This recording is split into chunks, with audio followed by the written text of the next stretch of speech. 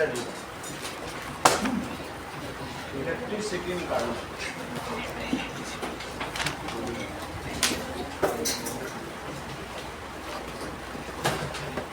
थोड़ा सा केवी वन वालों का बच्चा रहा है जो साइंस में, वो बाद में करेंगे एटमॉस्फेरिक, थोड़ा सा ही क्वेश्चन 3-4 सवाल, ठीक।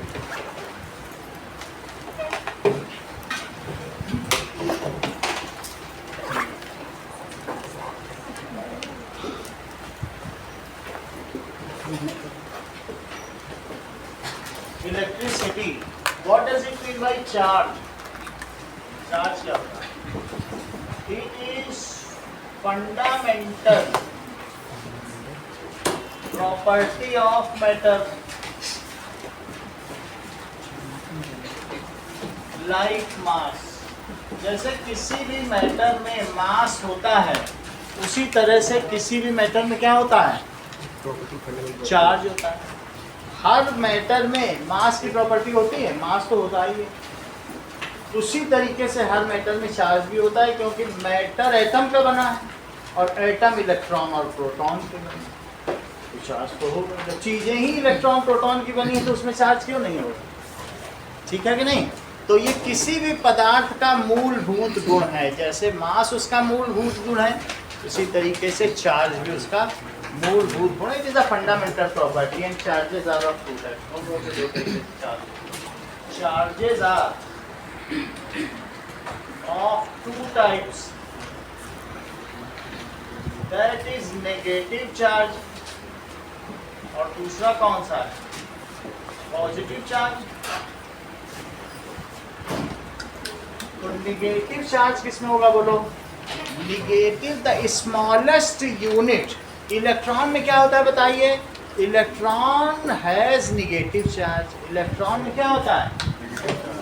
Electron bear negative charge.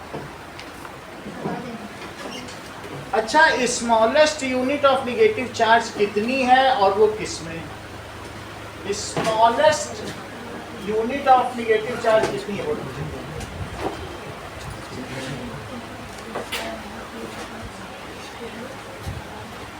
Is -1.6 into 10 to the power -16 coulomb. बोलो ये चार्ज राजसी किसमें है? पहले ये देखो, एक एटम में क्या क्या चीजें होती, पहले आप ये देखिए। राजसी सेंटर में क्या होते हैं बोलो? न्यूक्लियस में।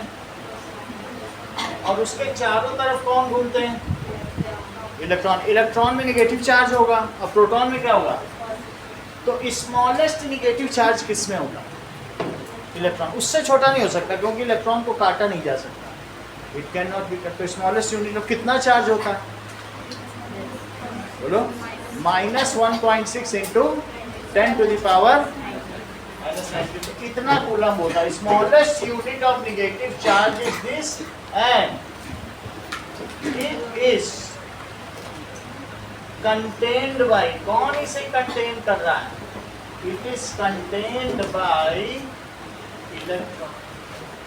और पॉजिटिव चार्ज कौन बियर करता है? Positive charge is, it is bear by, ये लो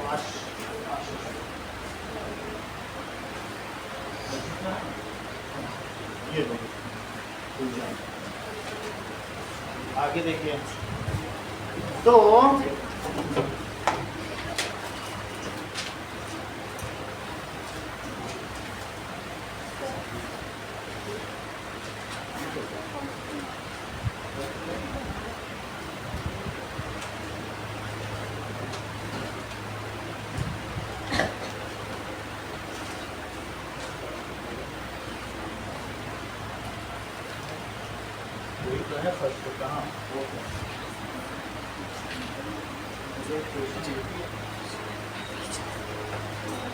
चलो, smallest unit of negative charge कितना होता है? -1.6।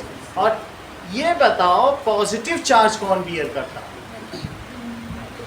प्रोटॉन। और स्मॉलेस्ट पॉजिटिव चार्ज कितना है और किसमें है? प्रोटॉन में ही है।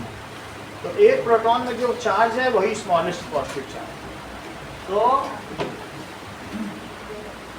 पॉजिटिव चार्ज के बारे में देखिए, दो तरीके के चार्ज हैं। तो पॉजिटिव चार्ज किसमें? That is it is bear bore born. इसकी 3 फॉर्म होती हैं, बियर बोर बॉर्न। तो इस तरीके से इट इज बॉर्न बाय, किसके द्वारा? है बियर बोर बॉर्न। हाँ, तो इसका मतलब है it is born by proton. And smallest positive charge क्या है? Smallest unit of positive charge क्या है? इट इज, ठीक है। Now plus 1.6 into 10 to the power minus 19 coulomb, and it is contained by proton। ये प्रोटॉन होता है।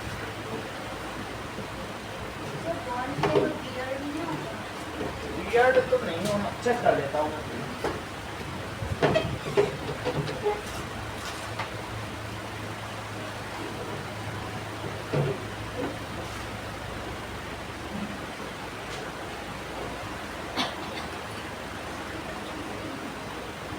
Three forms of beer.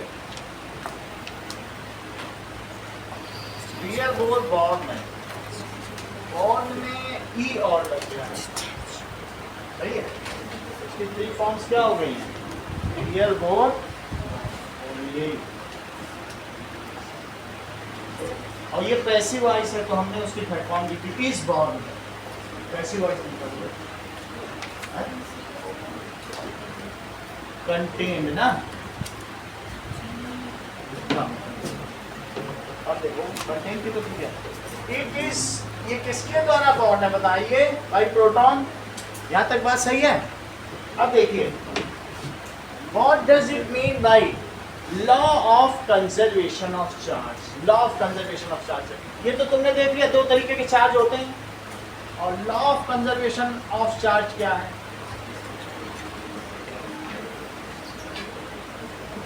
इसका मतलब होता है कि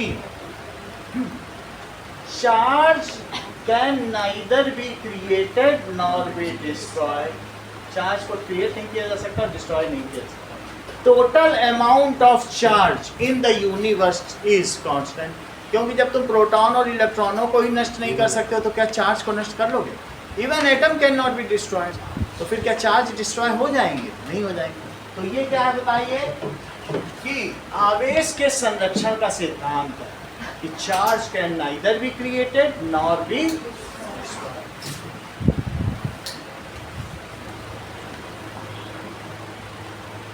neither be created nor be destroyed.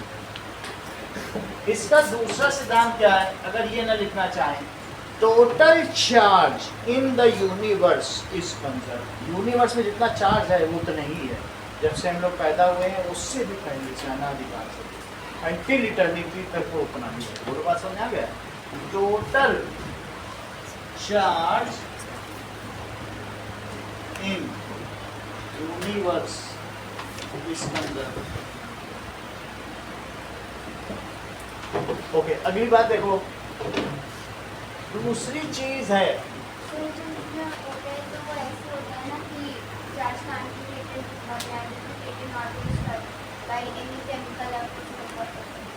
By chemical या फिजिकल प्रोसेस से इसको डिस्ट्रॉय।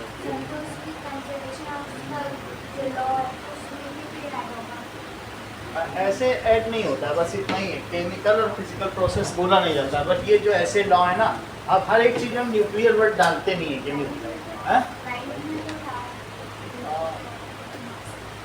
अगर ऐसे तो लिख सकते हैं, चेक कर लेते हैं। अगर ऐसा होगा तो कर लेना। जैसे मास can neither be created nor be destroyed, ठीक है, वैसे charge can neither be created nor be destroyed. ऐसा ही होगा बस ऐसे। चार्जेस का मास होता है क्या? हाँ, चार्जेस का मास होता है क्या? हर एक चार्ज में मास होता है। इलेक्ट्रॉन का अपना मास है, प्रोटॉन का अपना मास है। तो कोई भी चीज में चार्ज भी होता है, मास भी होता है। जैसे अगर किसी भी एटम में मास है, चार्ज का मास, चार्ज का मास कैसे नहीं होता? चार्ज का मास नहीं। जैसे ये देखो, हर एक चीज किससे बनी हुई है? इलेक्ट्रॉन या प्रोटॉन और न्यूट्रॉन से बनी हुई है। इवन न्यूट्रॉन जो है, प्रोटॉन पर इलेक्ट्रॉन बैठ गया तो न्यूट्रॉन बन गया, ऐसा कुछ होता है, ठीक है। तो अब हम ये कह सकते हैं जब किसी भी चीज़ में इलेक्ट्रॉन है उसमें मास भी है, चार्ज भी है, तो वही चीज़ किसी मैटर में भी है, उसमें मास भी होगा और उसमें क्या होगा, चार्ज भी होगा, इस तरीके से। ठीक है, बाकी आप law of conservation of charge में ये चला सकते हैं, बाकी मैं आपको बता देता हूँ। Law of conservation of charge,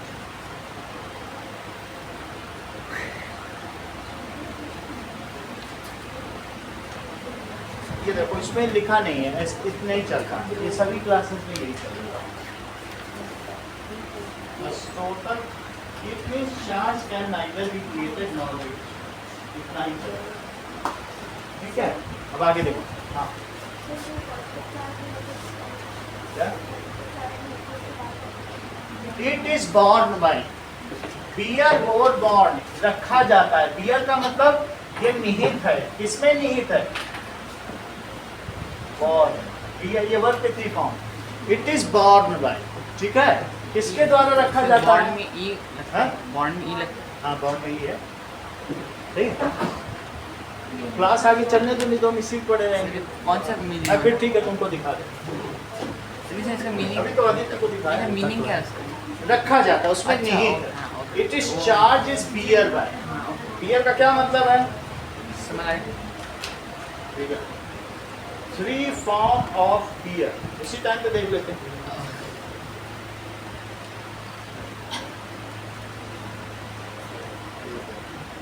three form of beer,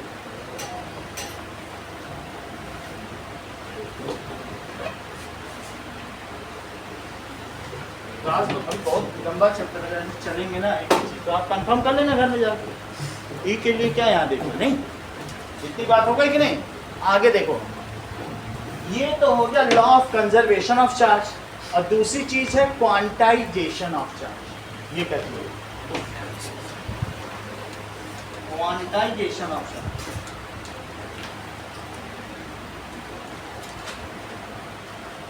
कभी आपसे पूछा जाए law of conservation of charge राशि, तो क्या बोलोगे, चार्ज को ना तो क्रिएट किया जा सकता है ना डिस्ट्रॉय किया जा सकता, however charges can be transferred from one body to other by rubbing, charge को एक से दूसरे में ट्रांसफर कर सकते हैं।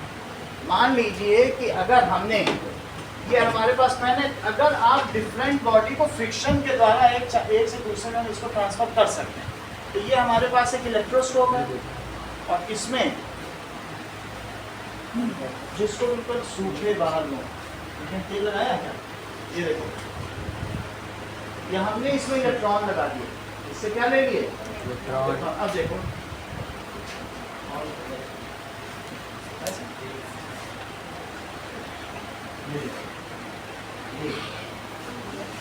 तो इससे इलेक्ट्रॉन इसमें का दोनों रिपेलेंट, देख रहे हो, दिख रहा, ये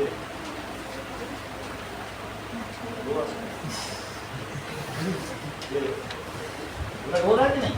तो इसका मतलब है कि सिमिलर चार्ज, वही इलेक्ट्रॉन इसमें गया और वो इलेक्ट्रॉन इसमें जा करके इसमें भी चला जाएगा, गोल्ड लीफ है, गोल्ड लीफ एक्सपेरिमेंट इलेक्ट्रोस्कोप, तो ये अलग अलग हो रहा है, आप देख रहे हैं, सही है कि नहीं। तो चार्जेस जो सिमिलर चार्जेस है वो आपस में क्या कर रहे हैं, वो लोग रिपेल इच अदर हो रहा है, तो वो इसी से होगा, वो इसमें चला गया, तो जो दोनों यही है वो अलग अलग हो रही है,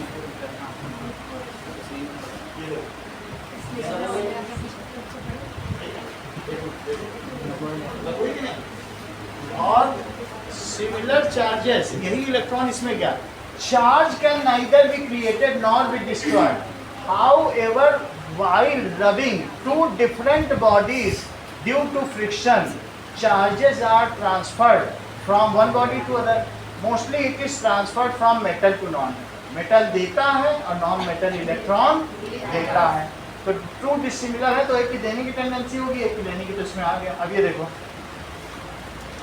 ठीक है, तो चार्जेस कैन बी ट्रांसफर, ये रिपेल हो रहे हैं,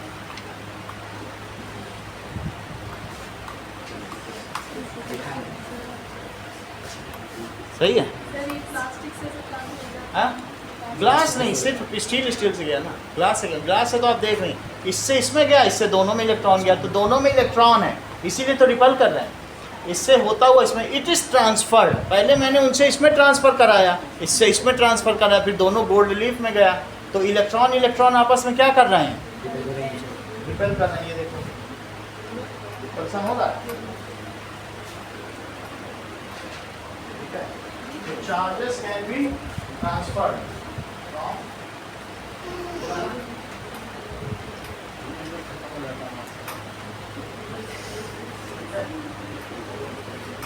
ये इलेक्ट्रोस्कोप है। इलेक्ट्रोस्कोप क्या बताता है कि सिमिलर चार्जेस जो होंगे वो क्या होंगे, similar charges repel each other. तो दिस इज चार्ज। अब देखो, तो इस सेंटेंस को आगे भी बढ़ाया जाता है कि तो charge can neither be created not be destroyed, however it can be transferred from one body to, ये किया जा सकता है, कई जगह लिखा है, however it can be transferred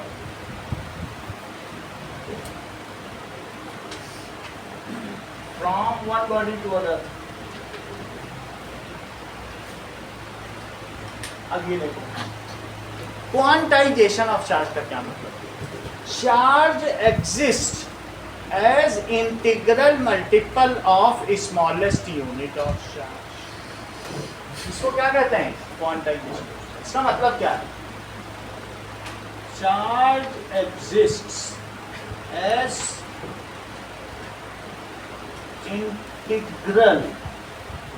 integral multiple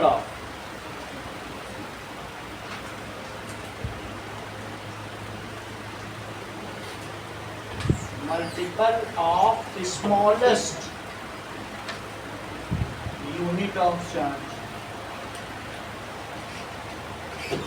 देखिए अब क्या देखिए,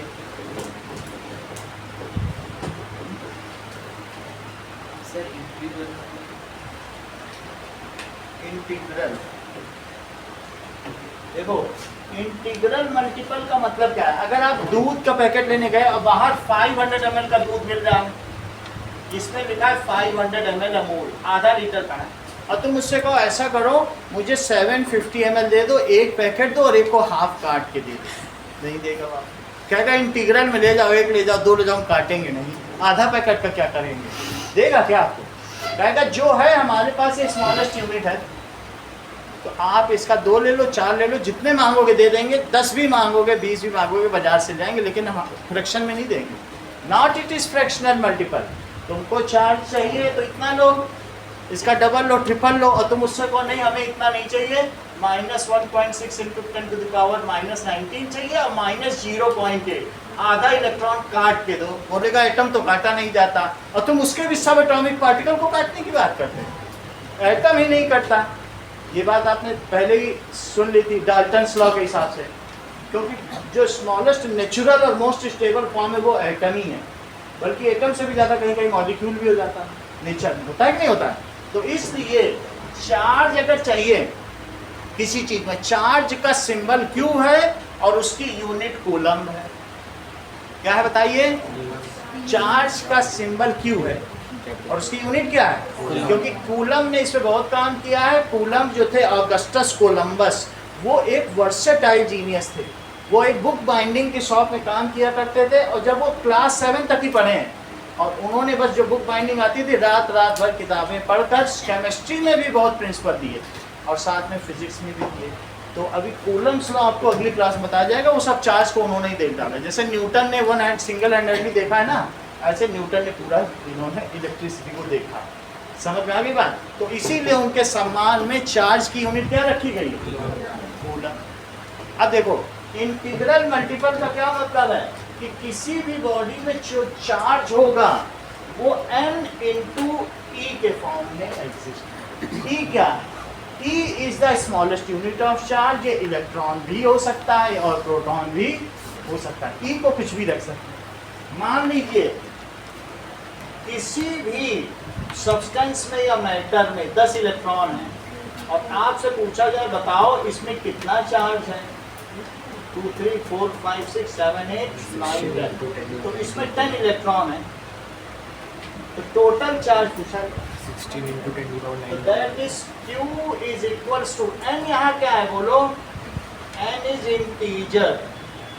तो इस ये रूल क्या है, चार्ज जो है सबसे स्मॉलेस्ट यूनिट के इंटीजर में एग्जिस्ट कर सकता है। 10 इलेक्ट्रॉन ट्रांसफर कर लो, तुम्हें ज़्यादा खींचना है 20 भी ट्रांसफर करवा सकते हो, और देर करो 30 भी हो जाएंगे।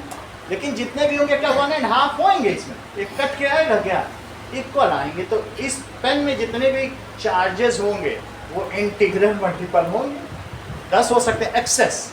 वैसे एटम तो न्यूट्रल होता है, लेकिन एटम के अलावा भी मैंने रबिंग करके उनके एटम के जो पेरीफेरी में इलेक्ट्रॉन घूम रहे थे इसमें डलवा लिए। ऐसा एटम तो न्यूट्रल होता है ना, ऐसा करने से इसमें निगेटिव चार्ज आएगा और उनके सर पे पॉजिटिव चार्ज आएगा। सही है कि नहीं, ये बात समझ आ गई कि नहीं। इस तरीके से टोटल चार्ज इज इंटीजर, वो इंटीजर कुछ भी हो सकता है जितने इलेक्ट्रॉन ट्रांसफर हुए हो, into the smallest amount of charge. तो कितना हुआ बताओ, 10 इंटू कितना हो जाएगा, -1.6 into 10 to the power -19 coulomb. तो कितना हो जाएगा, that is -1.6 into 10 to the power -19 plus 1, तो -1.6 इंटू 10 टू द पावर -18। ये बात समझ में आ गई। ये 1 इस पे लग दिया पावर पर, एक्सपोनेंट को एक्सपोनेंट के साथ ही तो डील करेंगे, तो इस पर इतना चार्ज होगा। अगर किसी भी बॉडी में 100 इलेक्ट्रॉन है तो -17 हो जाएगा कि नहीं। अब इसी तरीके से ये देखिए, किसी में एक्सेस प्रोटॉन हो गए 10 प्रोटॉन, तो क्या होगा, मान लो प्रोटॉन ही प्रोटॉन हो गए, तब भी फार्मूला यही रहेगा, Q is equals to n e ही फार्मूला। बस अब जो भी होंगे वो आप ई की जगह रख दो, सही है। अब इसमें मान लीजिए 10 प्रोटॉन है ज्योत्सना, तो क्या करोगी। अब आपसे कहा जा रहा है इस बॉडी पे चार्ज बताओ, तो चार्ज का सिंबल क्या है, किसी भी बॉडी पे जो चार्ज है उसको किससे रिप्रेजेंट किया जाए, Q से। और Q इज इक्वल टू क्या होता है, इंटीग्रल मल्टीपल। मल्टीप्लाई किससे किया तुमने, इंटीजर से। इंटीग्रल मल्टीपल किससे, स्मॉलेस्ट यूनिट ऑफ चार्ज। तुम इसके 10 पैकेट ले लो, 20 पैकेट ले लो पराग दूध के या अमूल दूध के, उतने ही मिल पाए। तो NP, तो यहाँ क्या हो जाएगा बताओ, 10 है, लेकिन अब किसका मल्टीप्लाई करेंगे, -19, क्योंकि वो छोटी यूनिट है, डेसिमल के लिए माइनस। तो कितना आ जाएगा बताओ, +1.6 इंटू 10 टू द पावर -18। ये समझ में आ गई बात। इसको क्या कहते हैं, क्वांटाइजेशन ऑफ चार्ज। अब आप देखिए, charge is a scalar quantity. Charge क्या है, however it can be added और सब्ट्रैक्टेड अलजेब्राइकली। इसे कैसा किया जा सकता है, जैसे मान लीजिए कि किसी भी सिस्टम में या किसी भी सब्सटेंस में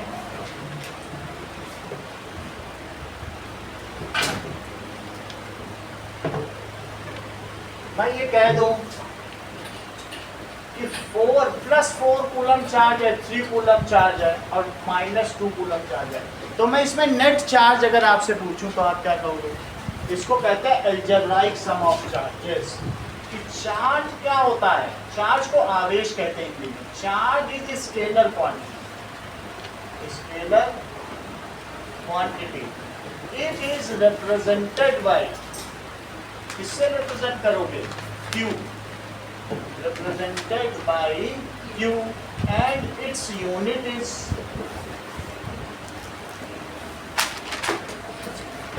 coulomb on the name of Augustus Coulomb। इसकी यूनिट क्या है, कूलम है, पूरी का नाम ही है ऑगस्टस और लगा दो, या फिर C भी लिख सकते हैं, इसकी यूनिट ये। अब देखो, charge can be added or subtracted algebraic। Charge को algebraically, मान लो अगर इसको सिस्टम में तुम्हें Q करना है तो Q1 plus Q2 plus Q3, तो Q1 जरा देखिए +4 कूलम है, +3 कूलम है, और यहाँ क्या होगा, -2 कूलम। तो इससे इस बॉडी पर हमको नेट चार्ज पता चल जाएगा। कितना हो जाएगा, स्क्वायर करो तो +7 और -2 coulomb, this comes as +5 coulomb. So net charge on the body is +5 coulomb. ये इस पर चार्ज हो गया। आगे देखें कि अगर मोनिका आपसे पूछा जाए डिफाइन 1 कूलम ऑफ चार्ज, जो कि आपकी बुक की इंटरेस्ट का पहला क्वेश्चन है, तो हम उसे कैसे डिफाइन करेंगे। अब आगे देखो कि क्वेश्चन पूछा जा रहा है कि देखो, if 2 dissimilar bodies are rubbed with each other, then charges are transferred from one body to, एक से दूसरे में अगर करेंगे तो क्या होगा, if 2 dissimilar bodies are rubbed with each other, then charges are transferred.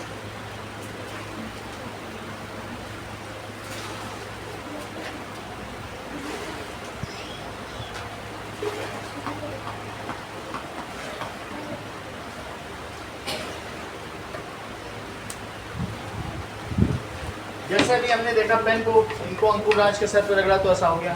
तो बहुत कभी कभी हाथ हम लोग का वूलन स्वेटर पर रगड़ता है तो स्पार्क होता है कि नहीं, प्लस और माइनस चार्ज जब डिस्चार्ज होता है तो स्पार्क भी होता है। So if 2 dissimilar bodies are rubbed with each other, then charges, mostly electron he transfer होते हैं, क्योंकि प्रोटॉन तो न्यूक्लियस के अंदर है, वो कैसे ट्रांसफर होते हैं, एटम तो ट्रांसफर हो नहीं सकता, इसलिए चार्जेस आर ट्रांसफर्ड। ठीक है, charges are transferred from one body to other, from one body to. Question पूछा गया है, वो कई क्वेश्चन है, define 1 coulomb of charge. 1 coulomb of charge को डिफाइन करें। तो अब मान लीजिए किसी भी बॉडी में 1 कूलम ऑफ चार्ज है, तो मुझे पता नहीं है कि कितना है, लेकिन फिर भी मैं मान लेता हूँ इसका जो Q है, बहुत सारे इलेक्ट्रॉन होंगे, पर कितने होंगे ये तो पता नहीं चल रहा है ना, ये पता नहीं। Let it has an electron, कितने इलेक्ट्रॉन मान लिए जाए, क्या पता कितने, लेकिन काउंट कर लेंगे। तो क्यों कितना दे रहा है बताओ, क्या 1 कूलम दे रहा है। अब चूंकि इसमें इलेक्ट्रॉन है तो सब अगर मिल गए इलेक्ट्रॉन तो निगेटिव चार्ज होगा, प्लस का थोड़ी ना होगा। प्रोटॉन होंगे तो +1 कूलम होगा, और इलेक्ट्रॉन सारे होंगे तो क्या होएगा, -1। तो इसे -1 coulomb, and let it has an electron. तो इसमें कौन सा फार्मूला लगाएंगे, बोलो हमको, बोलो आप बोलो। क्वांटाइजेशन ऑफ, बोला करो, अभी अभी पढ़ो, अभी तो शुरू हुआ चैप्टर, अभी अटक रहे हो, इधर उधर ध्यान दे रहे हो। चलो, quantization, define 1 coulomb of charge. Quantization of charge का क्या फार्मूला है, that is as per quantization of charge.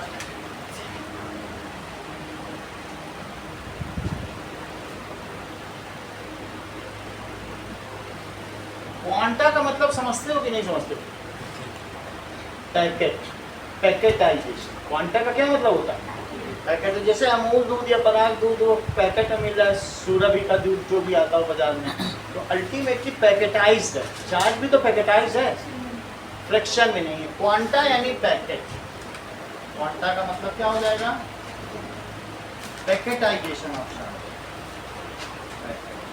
अब देखो Q is equals to Ni, तो Q कितना दिया है, -1 कूलम। टोटल चार्ज कितना दिया है, हमें संख्या ही तो निकालनी कि कितने electron, how many electrons can bear -1 coulomb of charge, यही तो तुमको पता करना है। तो कितने होंगे हमको वो संख्या तो नहीं पता है, लेकिन हमको स्मॉलेस्ट यूनिट ऑफ चार्ज तो पता है, वो कितनी होती है, -1.6 × 10⁻⁹ कूलम। ये चीज इधर ले जाओ, एन की वैल्यू आ जाए कि कितने इलेक्ट्रॉन, ये तो पता नहीं है ना, तो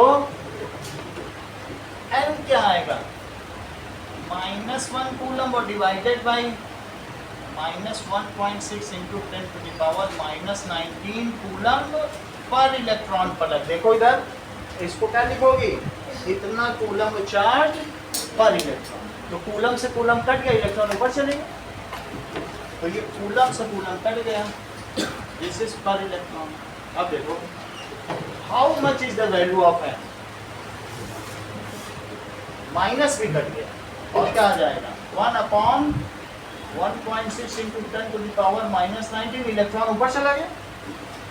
अच्छा ये भी अब ऊपर चला जाएगा और यहाँ 10/16 लिखो, तो ये ऊपर चल के कितना हो जाएगा जब माइनस की चीज ऊपर पहुंचेगी। अब 16 से 10 इसको डिवाइड करो जरा, दैट इज 5 अपॉन 8 को डिवाइड करो, तो 8 6 जा 48 और 8 2 जा 16 और 8 5 जा 40, तो क्या चीज आ जाएगी 0.625 इंटू 10 टू द पावर 19। अब इसमें से 10 निकालो और इसमें डाल दो, 10 अलग कर लो। 10 कैसे अलग करो, 0.625 इंटू 10 टू द पावर 1 अलग कर लो, और ये 18, उससे कुछ फर्क नहीं है, जोड़ोगे तो फिर वही हो जाए, और ये इसमें डाल दो, क्योंकि जो तुम एक्सप्रेस करोगे हमेशा एक डिजिट बाद डेसिमल होना चाहिए। ये इसको साइंटिफिक मेथड ऑफ एक्सप्रेशन है। साइंटिफिक मेथड ऑफ एक्सप्रेशन क्या है, ये भी गलत है और ये भी गलत है, सही क्या है एक डिजिट के बाद डेसिमल, यही सही।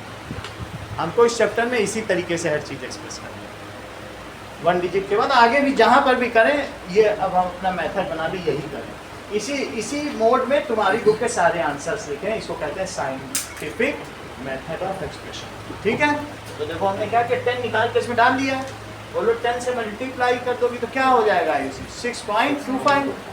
अब ये 6.25 इंटू 10 टू पावर 18। अब इस डेफिनेशन को जरा पढ़ो, वो क्या कर रहा है, डिफाइन, अभी डिफाइन नहीं हुआ, अभी तो कैलकुलेट हुआ। द चार्ज बियर्ड बाय या बॉर्न बाय, किसके द्वारा, charge born by how many electrons, 6.25 into 10 to, बहुत इलेक्ट्रॉन है। 18 जीरो लगाओ, सोचो कितने इलेक्ट्रॉन हो, जितने समुद्र में रेत के पार्टिकल हो उतने करीब छोटे, उतने इलेक्ट्रॉन, बहुत ज़्यादा ही है। तो इतना इलेक्ट्रॉन मिल के जितना चार्ज बियर करते हैं, that is 1 coulomb. It is very large quantity, बहुत लंबी है कि नहीं, बहुत लंबी। तो लिखो चार्ज बॉर्न बाय, किसके द्वारा born, 6.25 into 10 to the power 18 electron is called -1 coulomb of charge. Electron है तो पॉजिटिव तो नहीं कर सकते हैं, तो क्या कर सकते हैं बोलो, कूलम ऑफ। अगर आपको प्लस का करना है तो चार्ज बॉर्न बाय 6.25, क्योंकि उनका भी प्लस नहीं चाहिए, सिर्फ आप प्लस लगा देते अगर प्रोटॉन का चाहिए। Charge born by 6.25 into 10 to the power 18 proton, तो प्रोटॉन हो जाएंगे तो प्लस का। वैसे तुमको पता है जितने इलेक्ट्रॉन होते हैं एटम में उतने ही प्रोटॉन होते हैं, इसीलिए एटम न्यूट्रल है, तो इलेक्ट्रॉन और प्रोटॉन का चार्ज तो सेम ही होता है ना, तो प्लस का चार्ज चाहिए तो इतने प्रोटॉन ले लो। इसमें से 10 हमने इसलिए अलग कर लिया, 10 से मल्टीप्लाई करके इसको साइंटिफिक नोटेशन में लिया, इसको कहते हैं साइंटिफिक नोटेशन। क्या कहलाता है, इसे हम सीधे भी कर सकते थे, लेकिन इससे ज़्यादा आपको एक्सप्लिसिट हो गया, समझ में आ रहा है, 10 अलग कर लिया फिर, तो इसको क्या कहते हैं, साइंटिफिक। और ये डेफिनेशन हो गई। What is -1 coulomb of charge? Charge which is beared by or which is borne by 6.25 into 10 to the power 18 electron is called 1 coulomb of negative charge. इसे क्या कहोगे, 1 coulomb of negative charge.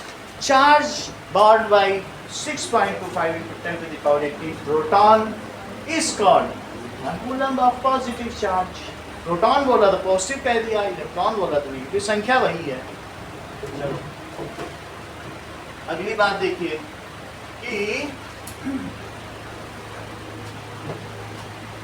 Charge born bye, plus का भी लिख लो, charge born by 6.25 into 10 to the power 18 proton is called 1 unit of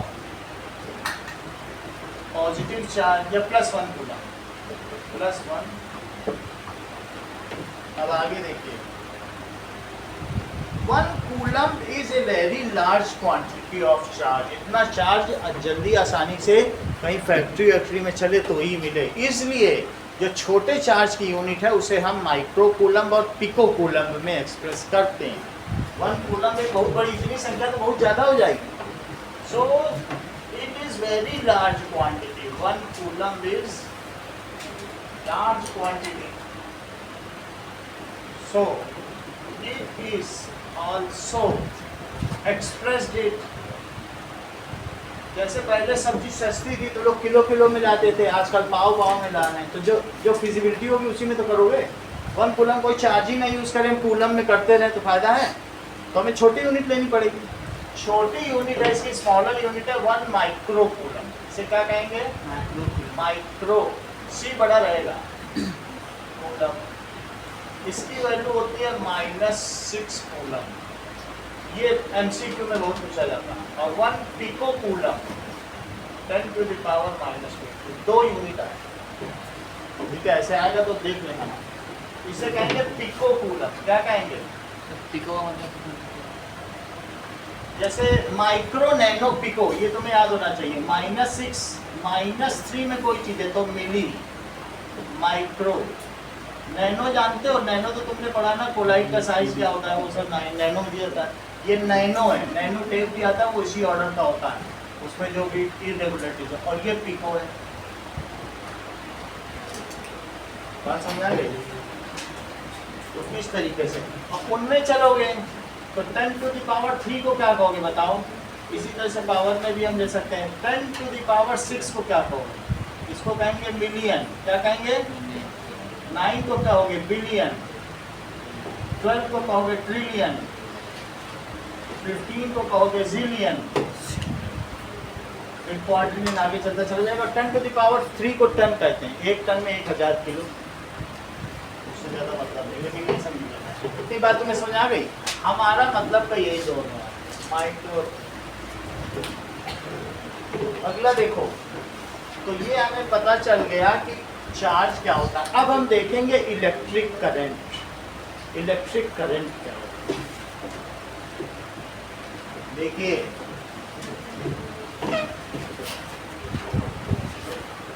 if charges flow of charges is called electric current. Charge के flow को क्या कहेंगे? ये एक layman's definition, लेकिन शुरुआत यहीं से की जाएगी। जहां चार्ज चल रहे तो समझो इलेक्ट्रिक करंट है। क्लाउड से चार्ज नीचे आ जाए, लाइटनिंग, इलेक्ट्रिक। कहीं भी चार्ज चल रहे हैं तो उसे क्या कहेंगे? Electric current.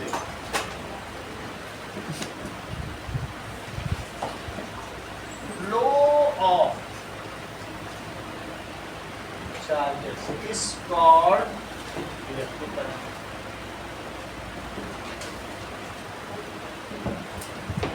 नाउ अब देखें, अगर मान लीजिए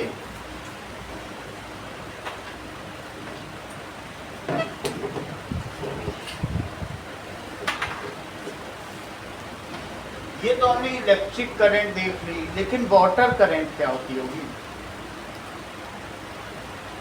जलधारा। जलधारा से आप क्या समझते हैं? ये देखो, flow of water is called water current. Flow of charge हमने क्या कहा? Electric current. जैसे ये चीज है, यहाँ से अगर मैं ऐसा स्लोप बना दूं, ये माउंटेन है और यहाँ से अगर पानी गिरे तो रिवर ना बन जाए। कहाँ से? आप देखो 8448 से एवरेस्ट से पानी आ रहा है और नीचे जीरो लेवल पर जा रहा है, सी पे। कितने ऊंचे जा रहा है? ये क्या चीज़ है? इसका मतलब फ्रॉम हायर, हाइट से लोअर आ रहा है, तभी तो वाटर करंट है। तो हायर क्या चीज़ है बताओ? It is called flow of water is called water current. अच्छा, आप लोगों ने पोटेंशियल एनर्जी की डेफिनेशन पढ़ी होगी, तो उसको कहते हैं mgh। ये चीज 9th में पढ़ी है। मतलब जितनी हाइट होगी और मास होगा, अगर 1 kg मास को ऊपर रख दो h हाइट पर या 2 kg को, ये m है, और g इन तीनों से मल्टीप्लाई कर दो तो mgh हो जाता है।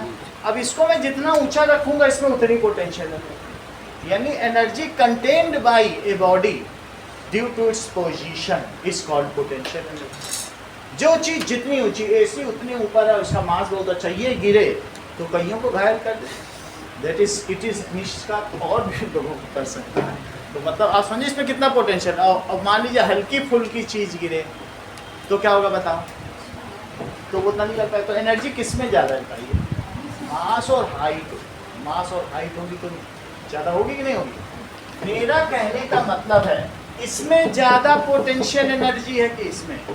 ये लेवल तुम्हें हाई लग रहा है कि ये लग रहा है ज़्यादा, इसको कहोगी हायर ग्रेविटेशनल पोटेंशियल एनर्जी। इसे क्या कहेंगे, हायर पोटेंशियल है, और इसको क्या कहोगे, लोअर पोटेंशियल। तो water flows from higher potential to lower gravitational potential, सही है। इसको क्या लिखेंगे बोलो, हायर, क्योंकि इसका एच हाई है, हायर ग्रेविटेशनल पोटेंशियल। तो एनर्जी भी लगा दो। इसको क्या लिखेंगे, लोअर ग्रेविटेशनल पोटेंशियल एनर्जी। इस चीज को लिखें। वाटर करंट कैसे रूल में फ्लो करती, बनाइए। Water current flows from lower के पहले क्या लिखा हुआ है? लोअर ग्रेविटेशनल, ठीक है, higher gravitational potential energy, lower gravitational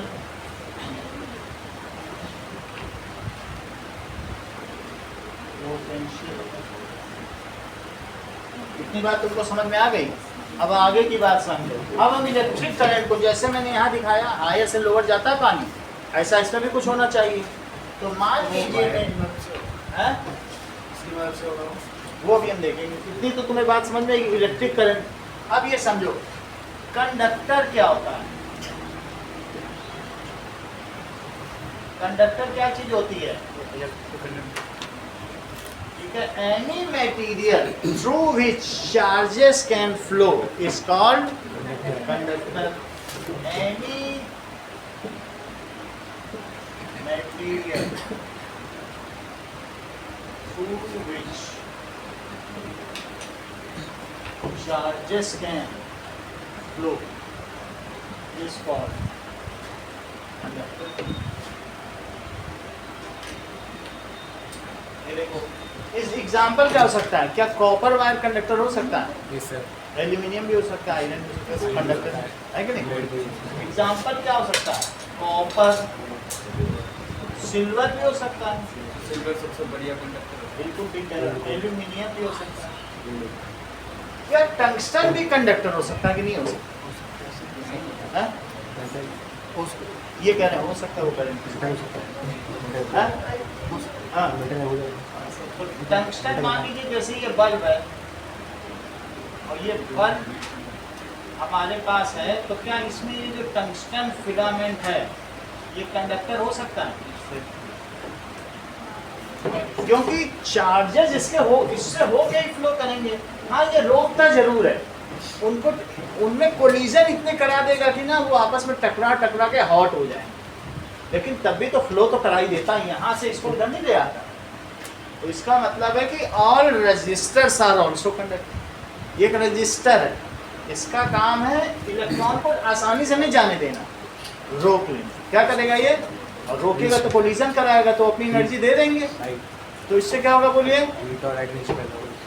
इसलिए टंगस्टन भी एक कंडक्टर है। जो बल्ब का फिलामेंट देखा है ना, पुराने बल्ब देखे हैं तुमने, उसका जो फिलामेंट होगा वो भी कंडक्टर, क्योंकि लाइट चार्ज हो जाता है उसमें, दैट इज टंगस्टन।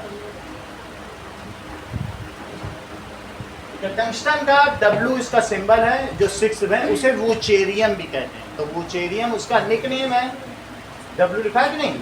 तो टंगस्टन को क्या कहते हैं बताओ? वूचेरियम W6। आप इसमें से देखिए जो अलग अलग है 6th ग्रुप में लिखा है, तो वहां पर अब आगे देखो। Now what does it mean by insulator? Insulator क्या होता है?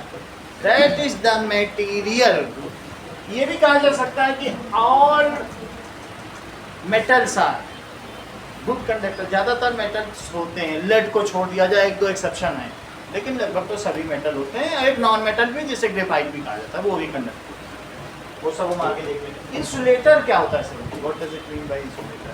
The material through which charges can not flow is called insulator. जैसे वुड हो गया, प्लास्टिक हो गया, रबर हो गया, ये सभी क्या हो जाएंगे? इंसुलेटर।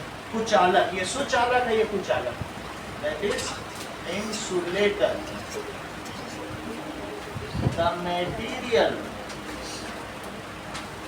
through which, जिसमें से चार्ज कैन नॉट फ्लो ही ना कर सके, तो क्या करें? Is called insulator. इसका एग्जाम्पल है वुड। वुड हो सकता है, पेपर हो सकता है, ये माइका सीट है, ये जैसे बोर्ड बना है ना, ये बिल्कुल इंसुलेटर है। ये माइका की सीट है। इसका अभ्रक, हिंदी में इसको क्या कहते हैं? अभ्रक। भारत सब इसके उत्पादन में नंबर 1 है, बढ़िया माइका। आगे हम लोग यूज पढ़ेंगे भी, समझेंगे भी। अब आगे देखो, वुड हो गया, पेपर हो गया, प्लास्टिक हो गई, ये सारी, ठीक है। अब देखिए इलेक्ट्रिक करंट को एक बार फिर से डिफाइन करें। मान लीजिए कि हमने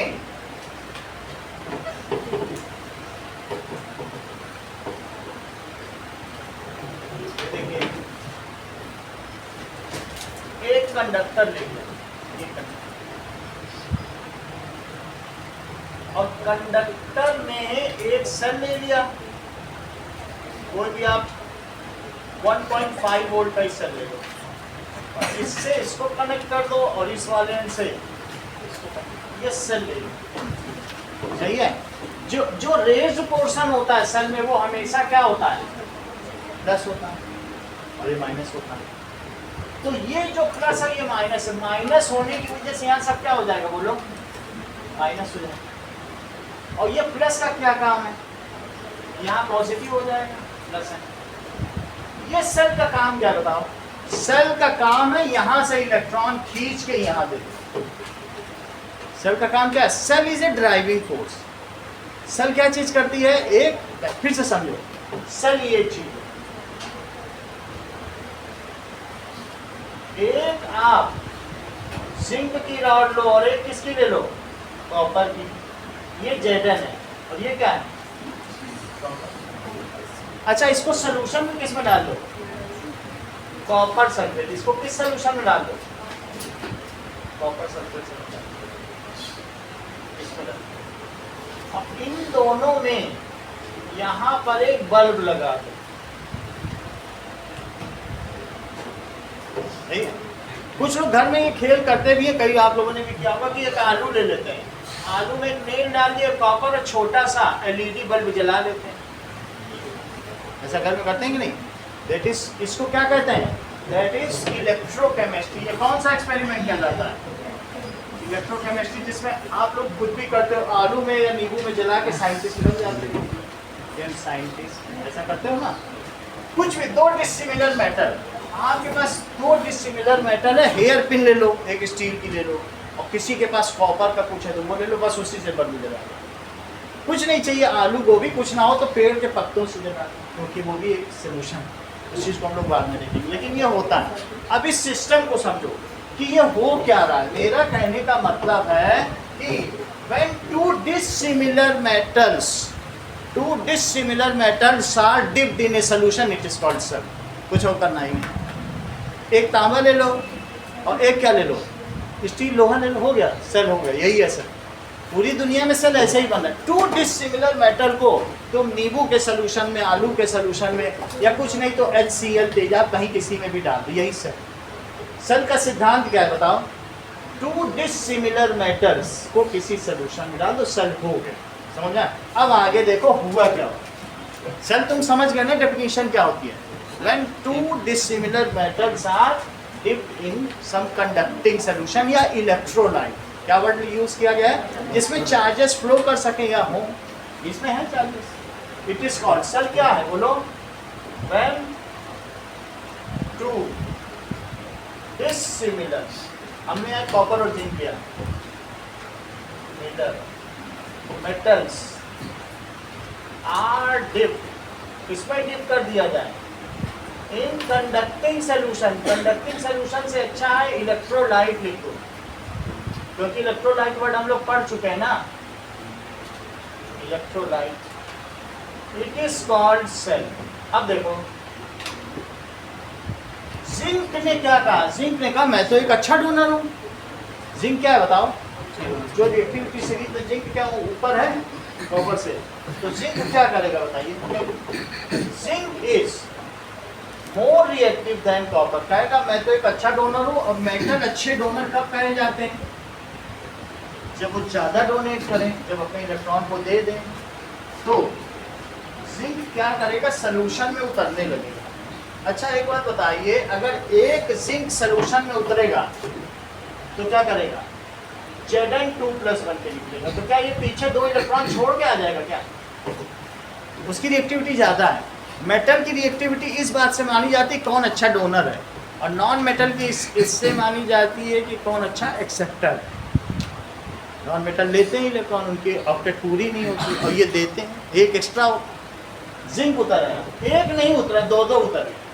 और अब इन्होंने अगर बताओ दो उतर गए तो ये एक्स्ट्रा इलेक्ट्रॉन अब कहाँ जाएंगे? यहाँ तो इलेक्ट्रॉन यहाँ नहीं, तो चार अगर हैं, तुम ये बात देखो कि एक में पानी ज्यादा डाल दो और एक में कम, डिफरेंट इसमें पोटेंशियल रखो, तो मुझे बताओ कि पानी किससे किस में जाएगा, और उसको कनेक्ट करो। जब तक इक्वल नहीं हो जाएगा तब तक इससे इसमें जाता रहेगा। तो अब यहाँ चार इलेक्ट्रॉन यहाँ नहीं है तो क्या होगा? दो उसमें जाएंगे, चारों नहीं जाएंगे, आधे चले जाएंगे। कितने चले जाएंगे बोलो? हाफ चले जाएंगे। तो ये इससे चलने लग गए। इंपॉर्टेंट बेटा, ऐसे मत करो, ठीक है? तो आगे क्या होने वाला? अगला स्टेप बताओ। देखो अब बता भी नहीं, फिर आसपास के लोग डिस्टर्ब होते। तो अब यहाँ पर देखिए, अगर इसमें चार इलेक्ट्रॉन, इसको मैंने किस चीज का सिद्धांत बताया? Equipotential. It is the principle of, ये जब तक इक्वल नहीं हो जाएगा तब तक ऐसे चलेगा ना। अब ये इलेक्ट्रॉन इसमें आ गया, तो ये कॉपर क्या होगा बोलो? इस पे जाकर डिपॉजिट हो जाएगा। धीरे धीरे क्या होगा बोलो? डिपॉजिट हो जाएगा। सही है? सो ये चलता रहेगा। कब तक चलता रहेगा? जब सारे सोल्यूशन में से, जब तक सारे सोल्यूशन में क्या नहीं हो जाए? ऑल द कॉपर, जब तक कि सारा कॉपर क्या ना हो जाए? ऑल कॉपर इज डिपॉजिटेड, और सारा जिंक उतर ना जाए। इसी चीज को तो हम लोगों ने डिस्प्लेसमेंट रिएक्शन में कहा था कि कॉपर चला जाता, जिंक उतर जाता सोल्यूशन में। तो इस रिएक्शन में जब ये जिंक की रॉड पूरी तरीके से खत्म हो जाएगी, उस समय कहेंगे सेल डेड हो गया। सही है? और ये जो जिंक का इलेक्ट्रोड है, इसे मुझे बताओ कि तुम निगेटिव इलेक्ट्रोड कहोगे कि पॉजिटिव इलेक्ट्रोड? बोलो बोलो।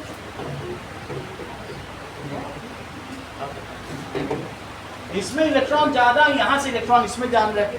कौन जनरेट कर रहा है इलेक्ट्रॉन? ज्यादा तो इसी में, हमेशा इसी में ज्यादा नहीं, तभी तो यहाँ से वहाँ जा रहा है। तो बोलो इलेक्ट्रॉन किस में ज्यादा है?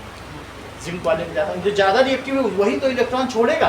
वो कह रहा हम तो उतर रहे सोल्यूशन में, तुम कहीं भी जाओ, लेकिन उसके इलेक्ट्रॉन वहाँ चले जाएंगे, कॉपर को रिसीव करेंगे, क्योंकि जितने कैटायन होते हैं उतने ही तो एनायन होंगे कि नहीं? तो बताओ जिंक की जो इलेक्ट्रोड है वो पॉजिटिव है कि निगेटिव है? निगेटिव है। यहाँ ज्यादा electron, it is generator off electron, तो ये निगेटिव इलेक्ट्रोड हो गया। और ये क्या हो गया बोलो? ये इसके रिस्पेक्ट में क्या है? पॉजिटिव है।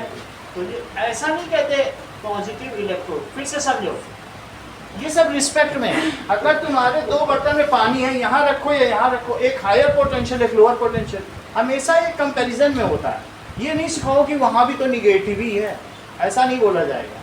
जिसमें ज़्यादा है वो कैसा है, वो मोर निगेटिव है। तो निगेटिव इलेक्ट्रोड वो हो गया, और पॉजिटिव इलेक्ट्रोड इसे क्यों कह रहे हैं, क्योंकि इट इज, इसके रिस्पेक्ट में यहाँ ज़्यादा इलेक्ट्रॉन है, यहाँ कम इलेक्ट्रॉन, तो इसके रिस्पेक्ट में इसे क्या कहा जाएगा, पॉजिटिव इलेक्ट्रोड। धीरे धीरे कॉपर इसको आके as soon as electron reaches copper get deposited, otherwise copper earlier पहले से ही उसको सराउंड करके बैठे हुए हैं कि जिंक ना आ जाए, जिंक से डरेंगे वो, तो वो वहाँ जाके इकट्ठा हो जाएंगे और इलेक्ट्रॉन आते ही उसमें हो जाएंगे, तो अल्टीमेटली वो डिपॉजिट वहीं पे ही होंगे। सही बात समझ में आई कि नहीं? इसलिए कैसा इलेक्ट्रोड हुआ बोलो, पॉजिटिव। और ये कैसा हुआ, तो किसी भी सेल में कितने इलेक्ट्रोड होंगे, ये तो मैं समझ में आ गई बात। बिल्कुल ऐसी बात समझो, इसका काम क्या है, अगर इसे कहीं रख दिया जाए तो इस तरीके से है कि जैसे ये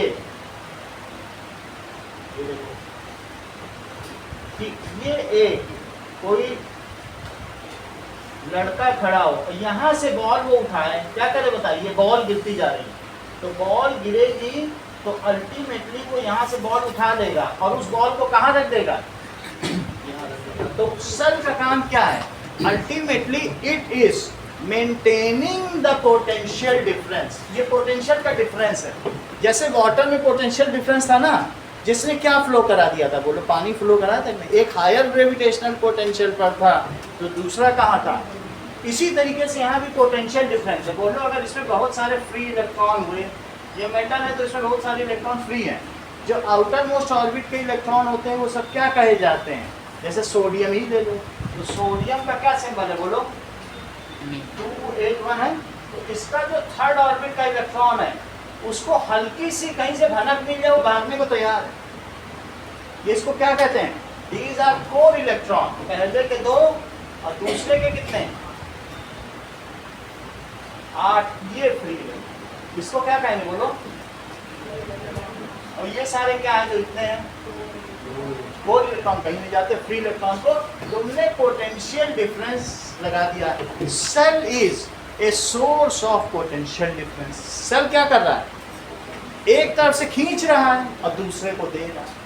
सेल ने कुछ नहीं किया, समझ में आया कि नहीं। इट इज जैसे आपने कहीं पर लगा दिया तो अल्टीमेटली जैसे आप इसमें एक प्लस हो गया ये माइनस हो गया, आप इससे बल्ब जलाइए या कुछ भी जलाइए तो वही सेल है, सही है। इसमें एक रॉड पड़ी होगी, चेक करो, और दूसरी तरफ कहीं और कोई सोल्यूशन होगा, एक कॉपर की प्लेट होगी। हमें उसके अंदर ज़्यादा जाना नहीं है, बस आपने समझ को लिया कि प्लस एक माइनस, बाकी इसका एक अलग चैप्टर ही है। तो ये समझ गए ना कि 2 इलेक्ट्रोड होंगे, एक प्लस का होगा और एक माइनस का। तो अब बताओ सेल क्या है, कोई चीज को, cell is source of potential difference.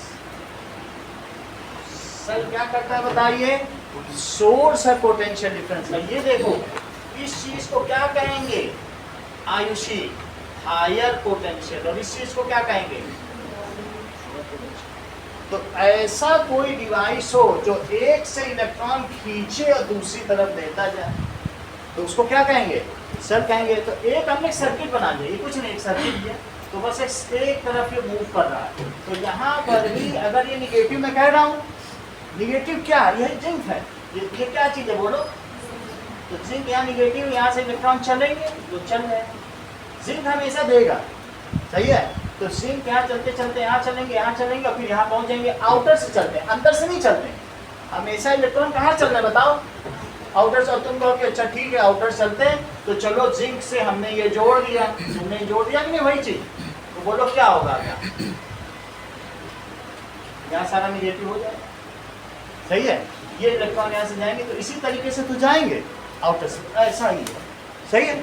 तो ये सेल क्या है बताइए, सेल इज ए, सेल तुम समझ गए ना, 2 डिसिमिलर मेटल को डिप कर दिया, इतना करने मात्र से ही आपका एक पॉजिटिव टर्मिनल बन गया और एक क्या बन गया, निगेटिव। तो अगर जो निगेटिव बना वो मोर रिएक्टिव, बस इतनी सी बात। और जो पॉजिटिव बना है वो कैसा है, उससे ज़्यादा भी तुम्हें नहीं दे जानना। उसके बाद 12th में तुम्हारे में इलेक्ट्रोकेमिस्ट्री का चैप्टर है, बहुत कुछ पढ़ना है, उससे ज़्यादा जानना ही नहीं तुम्हें।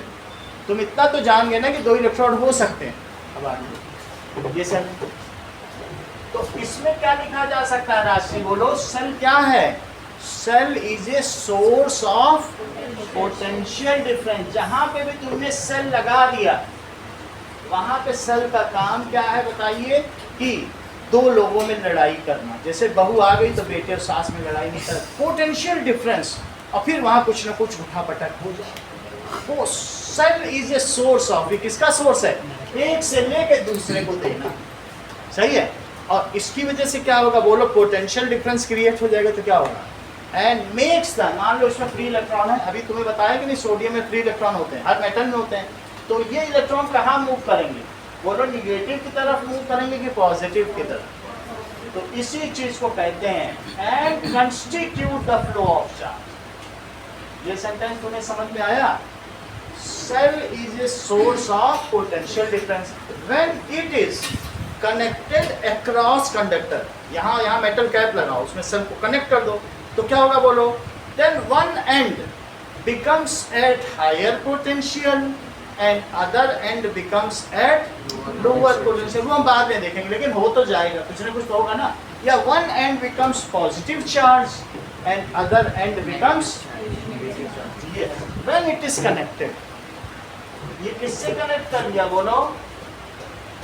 when it is connected to some conductor, तो क्या होगा? Then one end becomes positive charge। वो कोई आपसे पूछने नहीं जा रहा पॉजिटिव कौन सा होगा, वैसे मैं बता दूं कॉपर वाला पॉजिटिव होगा, जिंक वाला निगेटिव, लेकिन कोई आपसे अभी नहीं पूछेगा। One end becomes positive charge और दूसरा एंड क्या हो जाएगा? and other end becomes negative charge। और एक बात, as conductor has free electrons, अभी बताया कि नहीं, जैसे सोडियम है वो हमेशा फ्री है। so this creates, ये क्या क्रिएट कर देगा Ashish? this creates a potential difference। अब पोटेंशियल का डिफरेंस हो, this creates a potential difference. किसके किसके बीच में? Between two ends. ये two ends, it mean two ends. And और इसकी वजह से क्या होगा? एक प्लस हो जाए, एक माइनस हो जाए, तो क्या ऐसे में बदला इलेक्ट्रॉन अब मूव कर जाएंगे क्या? अभी मूव करेंगे या कुछ ना लगाया जाए तब मूव करेंगे? ये देखो दूसरी बात बता रहे। अब हम लोग वंदना का भी एक्सपेरिमेंट में बड़ी बात कही है नहीं, ये एक नई चीज वंदना ने बता दी। वंदना का क्या कहना है यहाँ पर? कह रही है सर अभी भी मूव करेंगे और तभी भी मूव करेंगे, ये नई चीज बताई। बोले सर आप लगाओ सेल या ना लगाओ, इलेक्ट्रॉन तो मूव करेंगे ही, वो फ्री इलेक्ट्रॉन।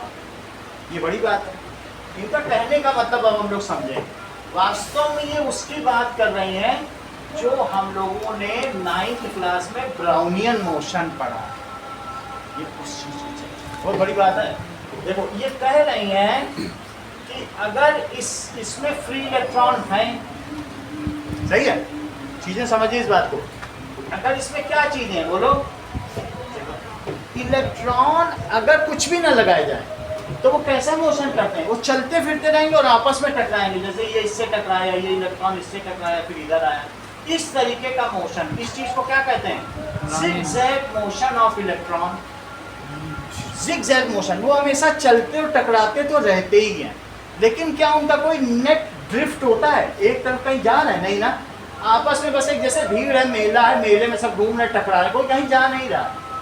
मेले में सब क्या कर रहे हैं बताओ?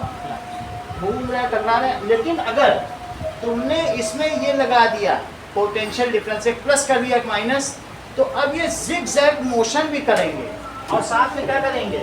दैट इज जिगजैग मोशन करते हुए, मान लीजिए ये एंड है, ये इलेक्ट्रॉन है और ये एंड तुमने प्लस कर दिया और यहाँ पे माइनस है, तो ये जिगजैग तो करेंगे, टकराएंगे इतनी, और पीछे कहेंगे भागो पुलिस आ रही है, इधर से बाकी गेट की तरफ भागेंगे।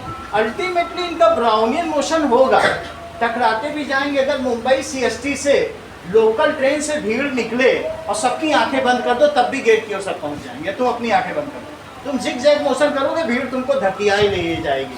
That is the perpetual push. तुमको लगेगा कोई अदृश्य शक्ति तुमको धक्का दे करके मुंबई वीटी के गेट तक पहुंचा दी। समझ आई? तो मेरा कहने का मतलब है इस चीज को क्या कहते हैं? Drift speed. इस चीज को तुम्हारे में किस तरीके से लिखा गया है? एक इसके लिए अलग बॉक्स बना है, उसमें क्या लिखा है बोलो? Drift speed. तुमने देखा क्या?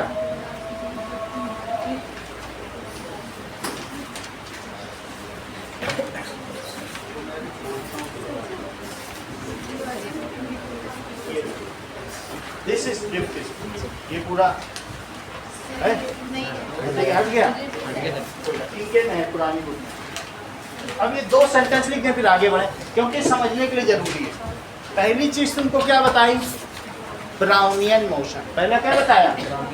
zigzag motion of electron when no, कुछ भी ना लगाया जाए, जब कोई पोटेंशियल डिफरेंस ना लगाया जाए। पोटेंशियल डिफरेंस ना लगाओ तो पानी भी नहीं मूव करेगा। अब पोटेंशियल डिफरेंस लगा दो तो मूव कर जाएगा कि नहीं? पोटेंशियल डिफरेंस के बिना ना वाटर करंट है और ना चार्ज करंट। तो क्या लिखेंगे बोलो? What is drift speed? Brownian motion पहले समझो। ये ए.के. ब्राउनी ने बताई थी। ये मोशन किसने पता की थी? A K. Brownie, scientist. Brownian motion. देखिए, zigzag motion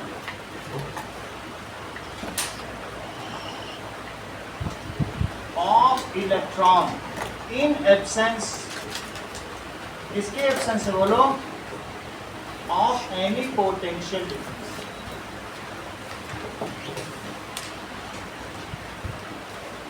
is called Brownian motion.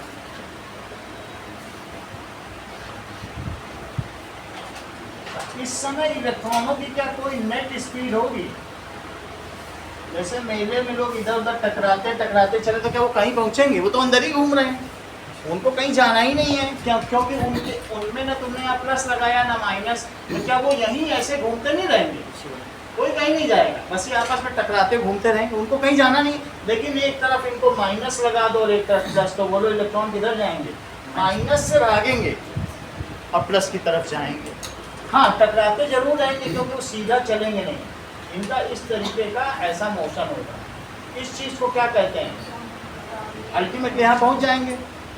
If potential difference is applied then there is a net movement of electrons, ठीक है, along with Brownian motion. Brownian motion तो करेंगे और उस स्पीड को क्या कहते हैं? उस स्पीड को कहते हैं ड्रिफ्ट स्पीड। और ये स्पीड कितनी होती है? 3 मिलीमीटर पर सेकेंड। ये स्पीड कितनी है?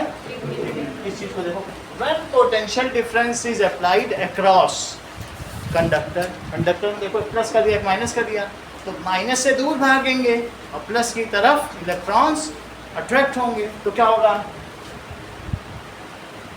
When potential difference is applied, क्या होगा? देन इलेक्ट्रॉन मूव्स, ठीक है, ये ड्रिफ्टेड हो जाते हैं। Electrons are drifted. ड्रिफ्ट का मतलब समझते हो? जैसे कहीं से कोई कील फंसी हो तो है एक ड्रिफ्ट आती है, ऐसे ब्रास की ड्रिफ्ट आती है, उससे मार मार के अंदर के कील को तुम निकाल सकते हो। कहीं कील फंस गई किसी छेद में तो एक उसी साइज की ड्रिफ्ट आएगी, उस पर हैमर मारो तो क्या वो कील निकल जाएगी? ड्रिफ्टिंग का मतलब है किसी को एक पोजीशन पर पुश कर, तो वो क्या इलेक्ट्रॉनों को पुश कर रहा है, इसको ड्रिफ्ट कहते हैं, ठीक है। तो it is electrons are drifted, मैं कह रहा हूँ तो ड्रिफ्ट एक टूल का भी नाम होता है, इसको ड्रिफ्ट करके पुश करना। ड्रिफ्टेड यानी पुश इन पर्टिकुलर डायरेक्शन या सर्टेन डायरेक्शन।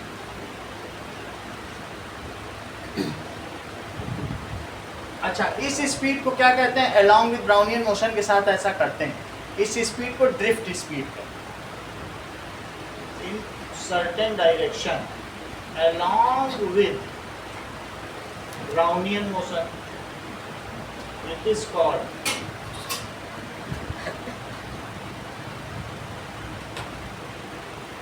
इसे कहेंगे ड्रिफ्ट स्पीड। इसकी वैल्यू कितनी होती है? इट्स वैल्यू इज 3 mm पर सेकेंड।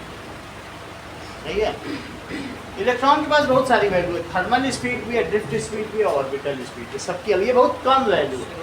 एक सेकंड में इन सर्टेन का कुछ दिन इन सर्टेन डायरेक्शन। ड्रिफ्ट का मतलब क्या होता है? Pushed in certain direction. सही है। चलिए अब आगे की बात करें। इतना तो तुमको पता चल गया है कि this creates a potential difference. वापस आ जाओ। सेल क्या करती है बताओ राजश्री? क्रिएट से पोटेंशियल प्लस करती है, और फिर उसकी वजह से क्या होता है? सो electron start moving in A favoured direction. इतना तुम जान लो, जो पॉजिटिव एंड है उसे हायर पोटेंशियल कहना, और जो निगेटिव एंड है उसे क्या कहोगे? Lower potential. इसे क्या कहोगे? हमेशा प्लस को हाई माना जाता है और माइनस को क्या माना जाएगा? लोअर। तो इसे लिखो हायर पोटेंशियल। इसी तरीके से सेल में भी जो प्लस है उस एंड को क्या कहोगे? बोलो। Higher potential. और बोलो माइनस को क्या कहोगे? Lower potential. अब यहाँ देखो ये कौन सा है? Lower potential. जो माइनस है तो माइनस से जुड़ा है तो फिर वो भी निगेटिव ही हो जाएगा। ये क्या हो जाएगा? Lower potential.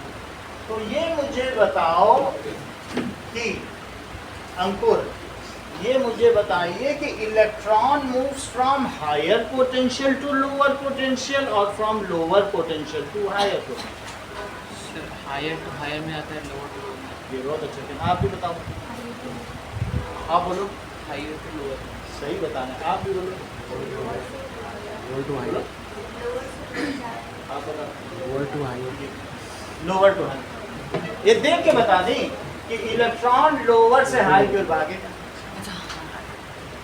वो यहाँ देख के बता दी तुरंत। और लोग दिमाग ही कहाँ लगाने, देख के तो बताना, तो माइंड लगाने लगते। इलेक्ट्रॉन कहाँ से कहाँ जाता है बताओ? To higher. ये एक एमसीक्यू है। इलेक्ट्रॉन कहाँ से कहाँ मूव करता है? Lower to higher. Now this creates a potential difference between two ends and electron क्या करता है? बोलो। starts moving from lower potential। Lower negative है ना, तो निगेटिव से पॉजिटिव जाएगा और कहाँ जाएगा इलेक्ट्रॉन? इलेक्ट्रॉन कहाँ से जाएगा? निगेटिव से प्लस ही तो जाएगा कि निगेटिव की ओर भागेगा? हाँ तो जा रहा है ना। इलेक्ट्रॉन कहाँ भाग रहा है? पॉजिटिव से जा रहा है, भाग जाएगा। ये इलेक्ट्रॉन खुद निगेटिव चार्ज है, तो माइनस और माइनस रिपेल करते हैं। ये बात तुम्हें पता कि नहीं पता? तो ये रिपेल करेंगे और रिपेल हो गया, और अट्रैक्ट कौन होगा? माइनस से प्लस के अट्रैक्ट होगा। तो अंडर इट्स अट्रैक्शन और अंडर इट्स रिपल्सन यहाँ से रिपेल हुआ और वहाँ अट्रैक्ट। बोलो बात समझ में आई कि नहीं? माइनस और माइनस क्या करते हैं बताओ? तो रिपेल, यहाँ से सभी इलेक्ट्रॉन भगाए जाएंगे। माइनस ये भी है, और ये खुद ही तुमने माइनस लाने का क्या मतलब है? 100 इलेक्ट्रॉन और ला के रख दिए। और ये सब प्लस का क्या मतलब है? इनके इलेक्ट्रॉन तुमने खींच के यहाँ ले आए। प्लस का मतलब समझते हो? न्यूक्लियस न्यूक्लियस रहेगा, इलेक्ट्रॉन खींच के सेल ले गया। तो बोलो अभी इलेक्ट्रॉन कहेंगे लाओ हम तुम्हारा सेल भर दें, लाओ भर दें, और वो इलेक्ट्रॉन सेल लेकर वहाँ इकट्ठे कर दिए सारा। तो बताओ इलेक्ट्रॉन के इलेक्ट्रॉन को भगाएंगे नहीं, और ये कहाँ जाके बैठ जाएंगे? उन सब एटम्स में जिनके के इलेक्ट्रॉन निकाले जा चुके हैं, वही तो पॉजिटिव चार्ज होगा। तो इस तरीके से इलेक्ट्रॉन चल रहा है। तो इलेक्ट्रॉन कहाँ से कहाँ चल रहा है बताइए? Electron moves from lower potential to higher potential. समझ में आ गई? Lower potential to higher potential. जब शुरू में लोगों को इलेक्ट्रिसिटी के बारे में जानकारी ही नहीं थी, उनको ये भी नहीं पता था। डाल्टन के समय की बात सोचो, 1600 तब क्या इलेक्ट्रॉन प्रोटॉन पता थे क्या? लेकिन तब भी इलेक्ट्रिसिटी पढ़ाई गई, पता ही नहीं था कि ये सब भी होते हैं, प्लस माइनस चार्ज भी नहीं होते, पता नहीं। तो वो लोग क्या सोचते थे पता है? दे वर थिंकिंग कि कोई एक चीज है जो मूव करती, क्योंकि इलेक्ट्रिसिटी तो बहुत लोगों ने उस समय अनुभव की थी। लाइटनिंग सबको पता था, पता ही नहीं था कि क्या होता है। लेकिन उन्होंने भी क्या बताया बताओ, वो जानते नहीं थे इलेक्ट्रॉन होता है। ये तो 1898 में जे थॉमसन ने खोज की, ये सभी हम लोगों ने पढ़ा। 1897 में खोज की इलेक्ट्रॉन की, तभी खोज हुई थी कि नहीं, और इस तरीके से तब इलेक्ट्रॉन आया। फिर देखो ये प्लस है और ये क्या है, माइनस है। तो प्लस होने से क्या हुआ बताइए, ये प्लस हो गया और ये क्या हो गया। वो लोग सोचते थे पुराने साइंटिस्ट कि हायर पोटेंशियल से ही कोई चीज मूव करती होगी और वो करंट है, उनको मालूम नहीं था क्या मूव करता है। तो वो क्या सोचते थे कि ये प्लस है, क्या चीज़ है बोलो, प्लस। तो किसी भी कंडक्टर में प्लस से चीज चलती है और वो माइनस की ओर आती है। क्यों? क्योंकि उन्होंने देख रखा था पानी का बहना। वो जानते थे जैसे पानी हायर पोटेंशियल से लोअर पोटेंशियल बहता है, तो वैसे ही क्या चीज होती होगी बोलो, हायर पोटेंशियल से चार्ज की भी बात मत करो, करंट। वो उन्होंने उसका नाम क्या दिया, बोले यहाँ है वाटर करंट, इसका नाम दे गया इन्होंने इलेक्ट्रिक करंट। उन्होंने कहा कोई फ्लूइड बहता होगा, उनको ये भी नहीं मालूम वो फ्लूइड बोल रहे थे।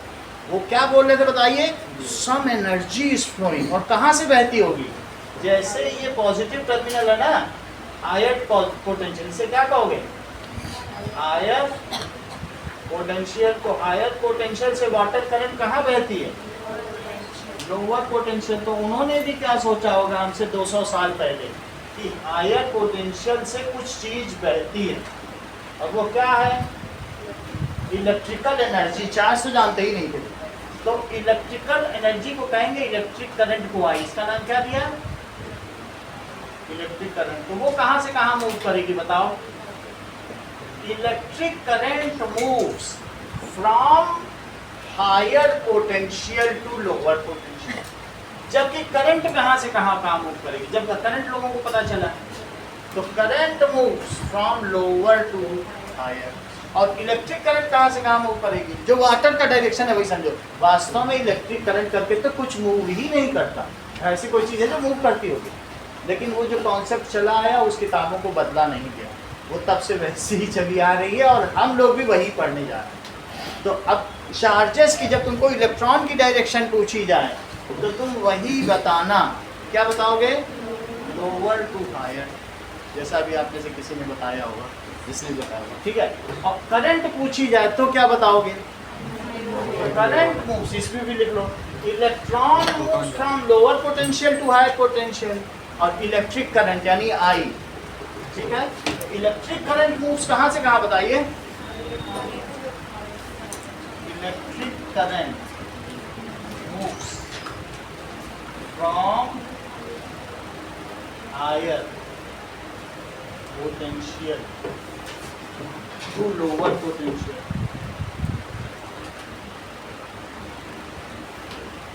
यानी इसका मतलब क्या हुआ, from positive terminal, higher potential positive terminal होता है, positive terminal to negative terminal.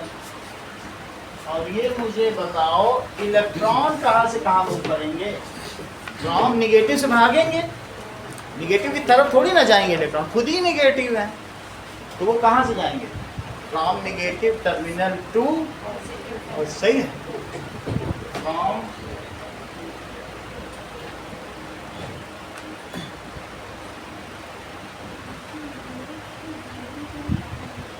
अब देखो,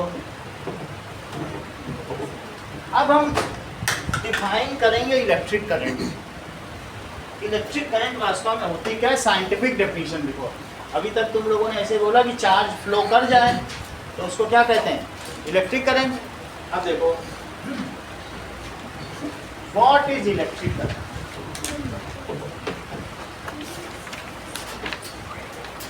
देखिए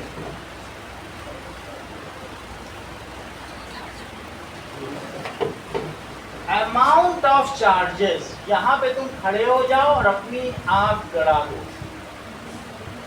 इस क्रॉस सेक्शन में, ये देखो कि इस क्रॉस सेक्शन में यहाँ देखते रहो, या सड़क पे ही तुम यहाँ खड़े हो जाओ, देखो कितनी बाइक्स निकल रही, काउंट करो पर सेकंड में 12 बाइक निकली, तो जितने उसको कहेंगे बाइक करंट। फिर कार काउंट करो, कार करंट, पैदल करंट, जितने जितने जाओ उनके अलग अलग करंट निकाल लो। इसी तरीके से कितना charge, amount of charge flowing through a cross section area per second, किसी भी क्रॉस सेक्शन एरिया से कितना चार्ज फ्लो कर रहा है हर सेकंड में, इस कॉल्ड इलेक्ट्रिक करंट। इसे क्या कहेंगे? Electric current. इस चीज को लिखो, इलेक्ट्रिक करंट की डेफिनेशन पहले लिखो।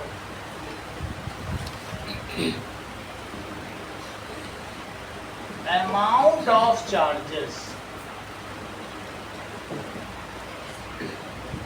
flowing through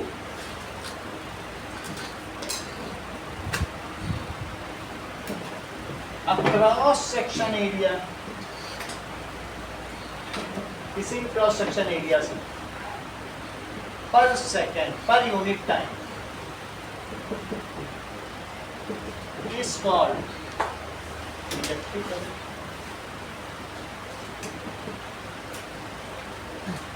और देखिए, मान लीजिए कि यहाँ आपने देखा और आपने देखा बहुत सारे इलेक्ट्रॉन निकल गए, करीब करीब जानते हो कितने इलेक्ट्रॉन निकल गए? इतने निकल गए होंगे सरोज, इतने इलेक्ट्रॉन निकल गए हैं, मालूम है? ये कोई छोटी मोटी चीज नहीं है, नहीं है। क्या आप मुझे बताएंगे कि कितने कूलम्ब ऑफ चार्ज निकल गया होगा? कितना निकला?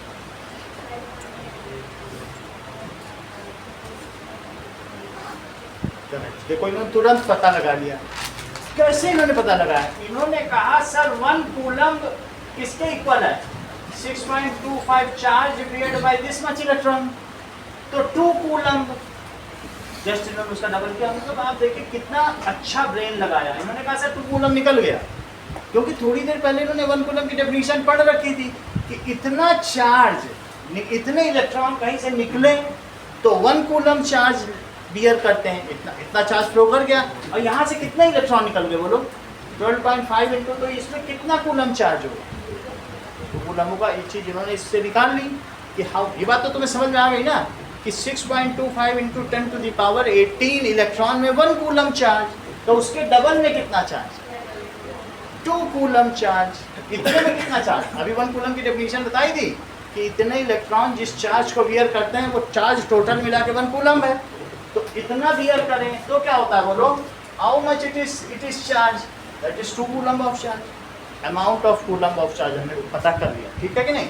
अब जरा देखो, मान लो यहाँ से कितना चार्ज फ्लो किया।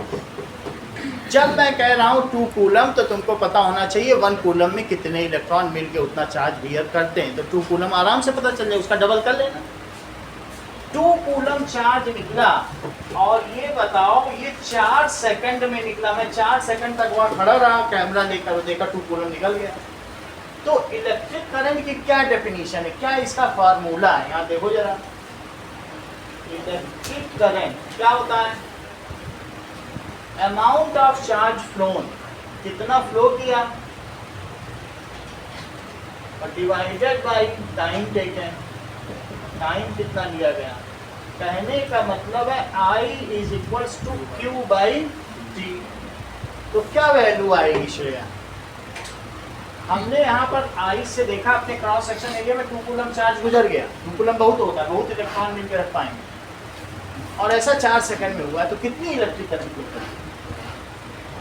आपको बताओ, जिसमें क्या बताओ, आप बताओ। 2/4, क्योंकि चार्ज 2 कूलम्ब था, कितने सेकंड में गुजरा? 4 सेकंड। 4 सेकंड का नहीं यूज करोगे, टाइम की जगह तो कुछ रखोगे। 4 सेकंड, तो 4 सेकंड में 2 कूलम्ब गुजरा, तो बोलो 1 सेकंड में कितना निकला होगा? 1 सेकंड में 0.5 होगा कि नहीं? 1/2, तो 0.5 कूलम्ब पर सेकंड। कहने का मतलब है rate of flow of charge through a given cross sectional area is called electric current. कितना पर सेकंड फ्लो करता है उसको क्या कहते हैं? Rate of flow of charge. या तो ये भी बोल सकते हो amount of charge flowing per second in a given cross section area, वो भी बोल सकते हो। या फिर क्या कह सकते हो बोलो? Rate of flow of charge. देखो चीज को, rate of flow of charge, rate of flow of charge through given cross section area, इसे क्या कहेंगे? It is called electric current. अब जरा देखिए, मान लीजिए कि किसी क्रॉस सेक्शन से एक हमारे पास कंडक्टर था। अब कंडक्टर में हमने पोटेंशियल डिफरेंस लगा दिया, और सोर्स ऑफ पोटेंशियल डिफरेंस किसे कहते हो? यही है सोर्स, यही भेदभाव उत्पन्न करता है, इसलिए इसको कहते हैं सोर्स। इसको जहाँ लगा दो ये भेद उत्पन्न कर देगा, सोर्स ऑफ पोटेंशियल डिफरेंस। इसका मतलब है एक को हायर पोटेंशियल पर कर देगा और एक को लोअर पर कर देगा, ऐसा किया गया। और फिर मैंने यहाँ पर ऑब्जर्वेशन शुरू किया, भाई हमारे क्रॉस सेक्शन से कितना जा रहा है। वैसे हमें मालूम है इलेक्ट्रॉन ही मूव करेगा, और क्या मूव करेगा, और कहाँ से कहाँ मूव करेगा बोलो? निगेटिव से भागेगा और प्लस की ओर आएगा। तो अगर मान लीजिए 4 कूलम चार्ज मूव कर गया है राजश्री, और 2 सेकंड में मूव किया इन 2 सेकंड, तो क्या आप मुझे बताएंगी कि what is the electric current phloem through the given cross section area? बोलो बोलो, बता रहे आप, बोलो।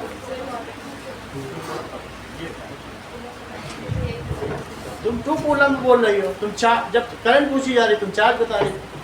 कोई अनाड़ी का रिप्लाई थोड़े देना है, खिलाड़ी का रिप्लाई चाहिए। कूलम में तुम करंट बता रही हो, ऐसे कैसे चलेगा? कूलम थोड़ी चलेगा। वहाँ से हम कितना आगे बढ़ गए, अभी 30 मिनट आगे निकल गए, आप की सुई वहीं है, सही है। तो आई क्या होता है बोलो? Electric current. इलेक्ट्रिक करंट क्या होती है? Q बाई टी होती है, Q by T, that is equals to कितना चार्ज फ्लो कर गया? 4 कूलम। बहुत बड़ी चीज होती है। क्या आप मुझे बताएंगे 4 कूलम चार्ज कितने इलेक्ट्रॉन बियर करते हैं? It is 25 into 10 to the power 18 electron, क्योंकि 6.25 में तो एक कूलम हो जाता है, उसका 4 गुना कर 25 into 10 to the power 18 electron हो, 4 कूलम उतने निकल गए। और कितने सेकंड में निकले? 4 सेकंड में। तो 4 कूलम निकले और 2 सेकंड में, तो कितना आ गया बताइए? 2 कूलम। आप चाहे तो इलेक्ट्रिक करंट को कूलम पर सेकंड भी लिख सकती हैं, चाहे तो एम्पियर भी लिख सकती हैं, क्योंकि एम्पियर भी एक साइंटिस्ट थे फिजिक्स के, और उन्होंने इस पर मैग्नेटिज्म पे बहुत बड़े काम किए, तो उनके नाम पे किया गया है। इसे क्या लिखा जा सकता है? 2 एम्पियर भी कहा जा सकता है, और न चाहे तो इसे 2 एम्पियर भी कह सकते हैं। ठीक है। एम्पियर क्या है बताइए? जो करंट है, इलेक्ट्रिक करंट, वो क्या है बताइए? Electric current is scalar quantity. कैसी क्वांटिटी है? अभी थोड़ा और आगे बताएंगे तो आपको इसको बताएंगे टेंसर क्वांटिटी। अभी इसमें थोड़ा बहुत डायरेक्शन भी होती है, मतलब वेक्टर की तरह नहीं होता है, एक स्केलर होती है, एक वेक्टर होती है, और ये टेंसर होती है। स्केलर कहीं आ जाए तो आप लिख देना वैसे, ठीक है। अभी आगे बता दीजिए। देखो, और इसकी यूनिट क्या है? इसकी 2 यूनिट है सर, उसके आप मुझे दोनों यूनिट बताएंगे? और दूसरी तो 2 यूनिट बता देंगे, ठीक है। Its unit is coulomb per second. दूसरी कौन सी है? सरोज 1 एम्पियर को डिफाइन करो।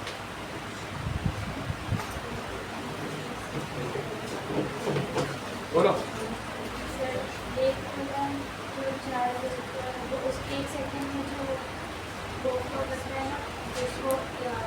तुमने बिल्कुल सही बताया, अब इस चीज को हम डिफाइन कर रहे हैं। इनका कहना है कि सर अगर 1 कूलम चार्ज 1 सेकंड में फ्लो कर जाए किसी क्रॉस सेक्शन एरिया से, तो ये 1 कूलम बाई 1 हो जाएगा, 1 कूलम पर सेकंड, तो 1 एम्पियर हो जाएगा। इफ 1 कूलम चार्ज फ्लोस पर second through a given cross section area, जो भी cross section area, then it is said that the electric current flowing through that cross sectional area is 1 ampere। लेकिन पलक इसे दूसरी तरीके से करना चाहते हैं। ये क्या कहना चाहते हैं? If 6.25 into 10 to the power electron passes per second, दोनों एक ही बात कह रहे हैं।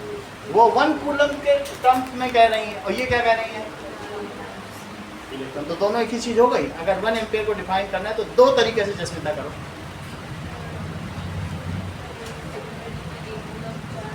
एक सेकंड में जितने flow,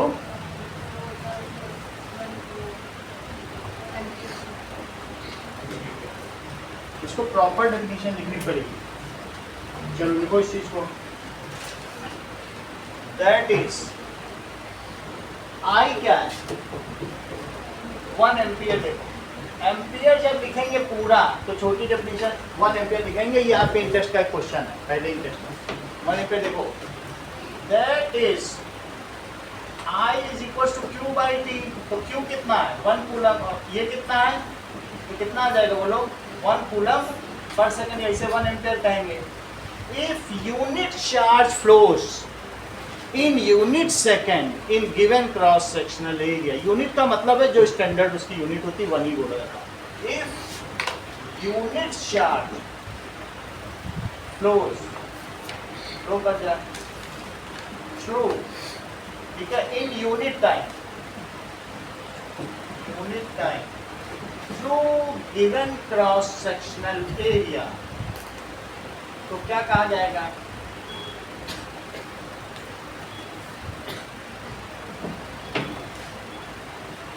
then the electric current flowing through that cross sectional area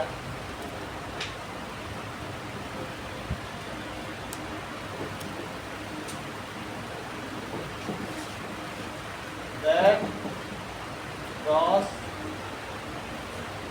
sectional area is 1 ampere। और सरल करना हो तो फिर और भी डेफिनेशन है। इफ जैसा इन्होंने सरोज ने बताया 1 coulomb charge flows per second through given cross section area, तो क्या कहा जाएगा, then electric current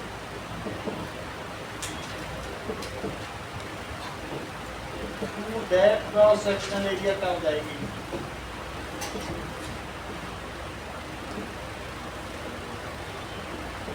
one ampere.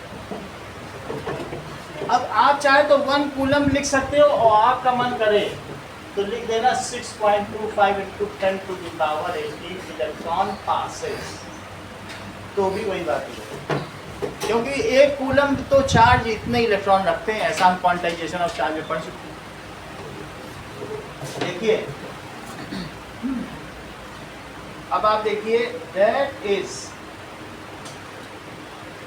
Current is measured by instrument, उसे क्या कहेंगे, एमीटर। करंट किससे मेजर करते हैं, एमीटर। एमीटर से कल हम इसका पूरा ऑपरेटर्स बना के आपको वोल्ट मीटर एमीटर करके सिखा के, ये एमीटर। करंट किससे मेजर की जाती है, एमीटर। तो इस ये मिली एम्पियर में करता है, बहुत ज़्यादा। 1 एम्पियर भी बहुत बड़ी यूनिट है। जब चार्ज हम 1 कूलम लेंगे तो क्या एम्पियर बहुत बड़ा यूनिट नहीं आ जाएगा, तो हम इसे मिली एम्पियर, पिको एम्पियर, और बुक में तो माइक्रो एम्पियर में लिखा है, पढ़ लो। उसी दूसरे पेज में ऊपर लिखा है ना माइक्रो एम्पियर, ये मीटर। तो ये किसमें कर रहा है, देखो ये मिली एम्पियर में कर रहा है, किसमें कर रहा है, ऐसे लिखा है, एम्पियर लिखा है, ये मिली एम्पियर, ठीक है। तो ये किसमें मेजर करता है, मिली एम्पियर। अभी हम देखो, तो ये देखो इसमें 0.51 लिखा है, तो दिस इज एमीटर। इसमें हम कैसे कनेक्ट करेंगे वो भी बताना। तो ये एमीटर, इसी का डायग्राम आपको लिखना होगा। इसको क्या कहेंगे, the device through which electric current is measured is called ammeter. इसको क्या कहेंगे, ये अमीटर। इससे इलेक्ट्रिक करंट मेजर करेंगे, जितना होगा ये उतना पढ़ देगा। ये नीडल वहाँ चली जाएगी कि 1 मिली एम्पियर है कि 2 मिली एम्पियर, वहाँ चली जाएगी। कल हम इसको करके दिखाएंगे। तो इसे क्या कहेंगे बोलो, ammeter. Device through which electric current is measured is called ammeter. ठीक है कि नहीं, इसमें 2 टर्मिनल है, प्लस और माइनस है। तो ये एमीटर है, इसी में हम वायर को जोड़ देंगे, तो ये क्या है, ammeter. Device through which electric current is measured, उसे क्या कहेंगे, एमीटर। ये एमीटर। ठीक है, इसी में दोनों तार जोड़ देंगे। अब इसको कैसे जोड़ा जाए ये तो देखो, ये देखिए। तो एमीटर क्या होता है?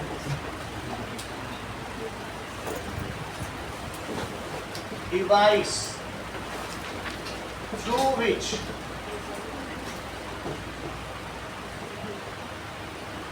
Electric current is measured is called ammeter. उसे एमीटर कहेंगे। अब देखो इलेक्ट्रिक सर्किट क्या होता है। मान लीजिए आपके पास एक एमीटर है, ठीक है, तो आपने एक एमीटर ले लिया। डिवाइस में ई होता है, DEVI। हाँ, ये देखो, अब देखिए ये आपने क्या ले लिया,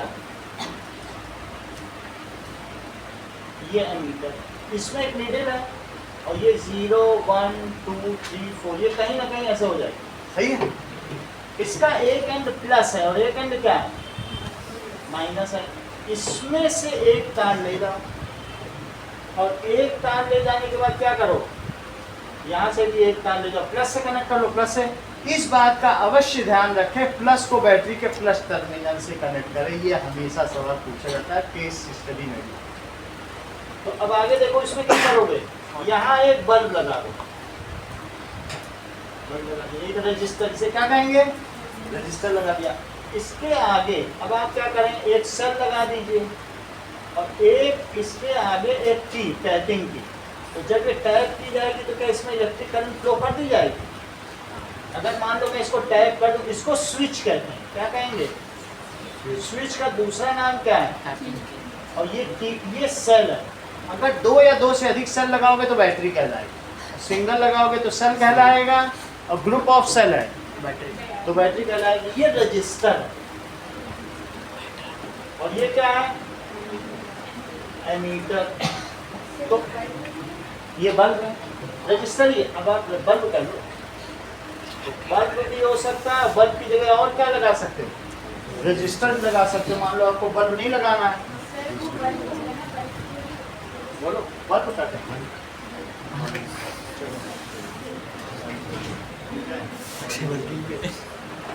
ये देखो, मान लो बल्ब नहीं लगाया तो रजिस्टर है, ऐसा रेजिस्टेंस लगा सकते। कई तरीके के रेजिस्टेंस है, ये सभी रेजिस्टेंस। तो एक ये रजिस्टर, सीधा टंगस्टन का वायर लगाते हैं।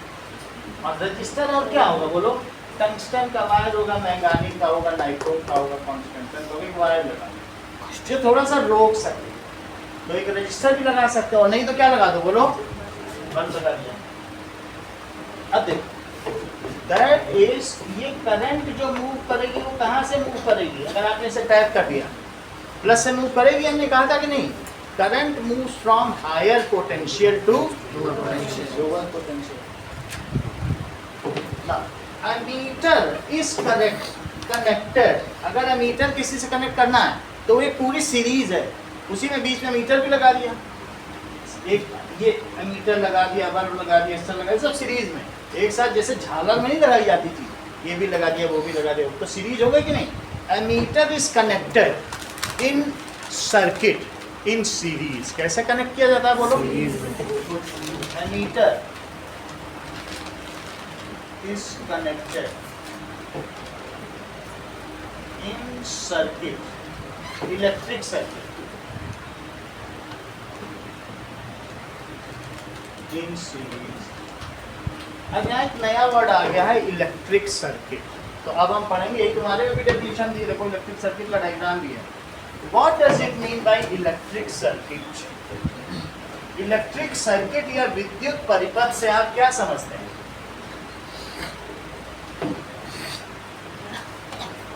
Electric circuit a closed path. फिर से देखिए, हमने एक रजिस्टर लगा दिया, एक क्या लगाया बोलो, एमीटर लगा दिया, एक सेल लगा दिया, और एक क्या लगा दिया, की, और की को क्लोज कर दिया, की क्लोज। इस चीज को क्या कहेंगे, की।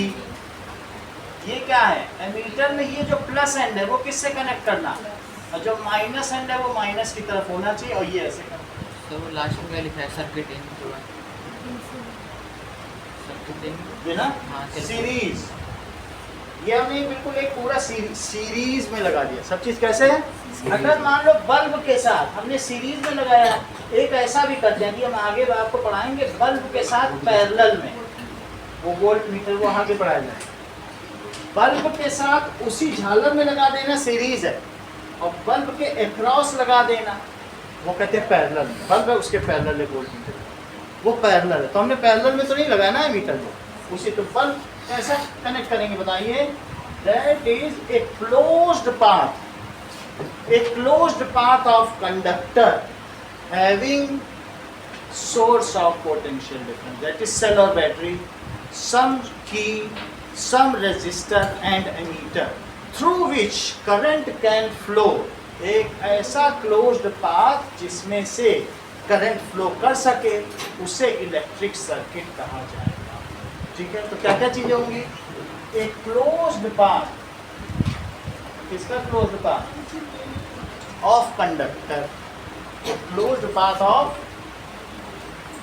conductor, ठीक है। having क्या क्या चीज होना चाहिए बताइए? सिर्फ ऐसा नहीं है कि कॉपर के तार को तुम ऐसे कर दो, लपेट दो तो क्लोज कर दिया तो क्या हो जाएगा? इलेक्ट्रिक, इसमें बहुत कुछ होना चाहिए। क्या क्या होना चाहिए? having सेल, बैटरी, या इसका नाम सोर्स ऑफ पोटेंशियल डिफरेंस भी हो सकता है। और क्या होना चाहिए? That is resistor. रेजिस्टर का दूसरा नाम क्या है? तो बल्ब भी लगा दो, बैटरी और भी कुछ भी लगा दो, हीटर लगा दो, वो प्रेसिंग आयरन होता है वो लगा दो, रेफ्रिजरेटर, सब रजिस्टर है। जितनी चीज़ें सब रजिस्टर ही तो हैं, कुछ भी लगा दो। और क्या होना चाहिए? की का क्या मतलब है? स्विच। और क्या होना चाहिए? Ammeter, through which electron can, through which current can flow, जिससे क्या चीज फ्लो कर सके? बोलो, charges. through which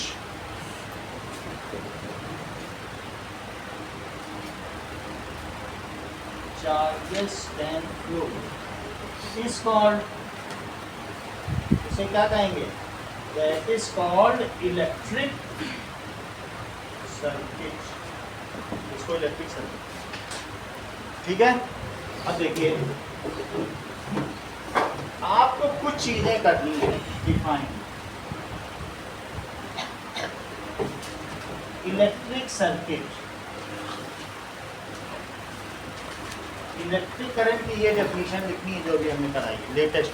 flow of charges नहीं लिखनी, वो मानी नहीं जाती इसमें, ये मानी जाएगी कि the amount of charge flowing through given cross sectional area per second, ये वाली Q/T वाली।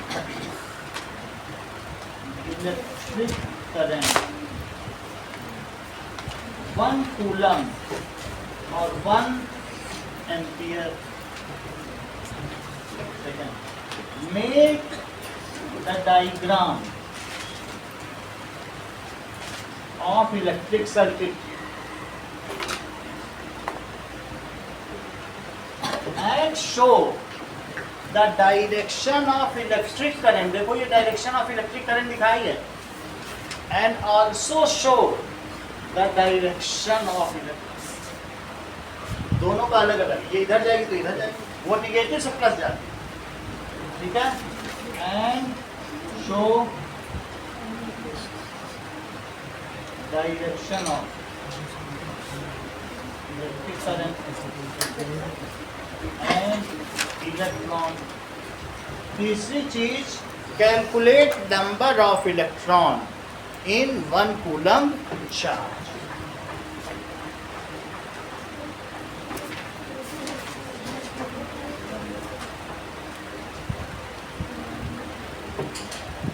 कितना प्राप्त होगा?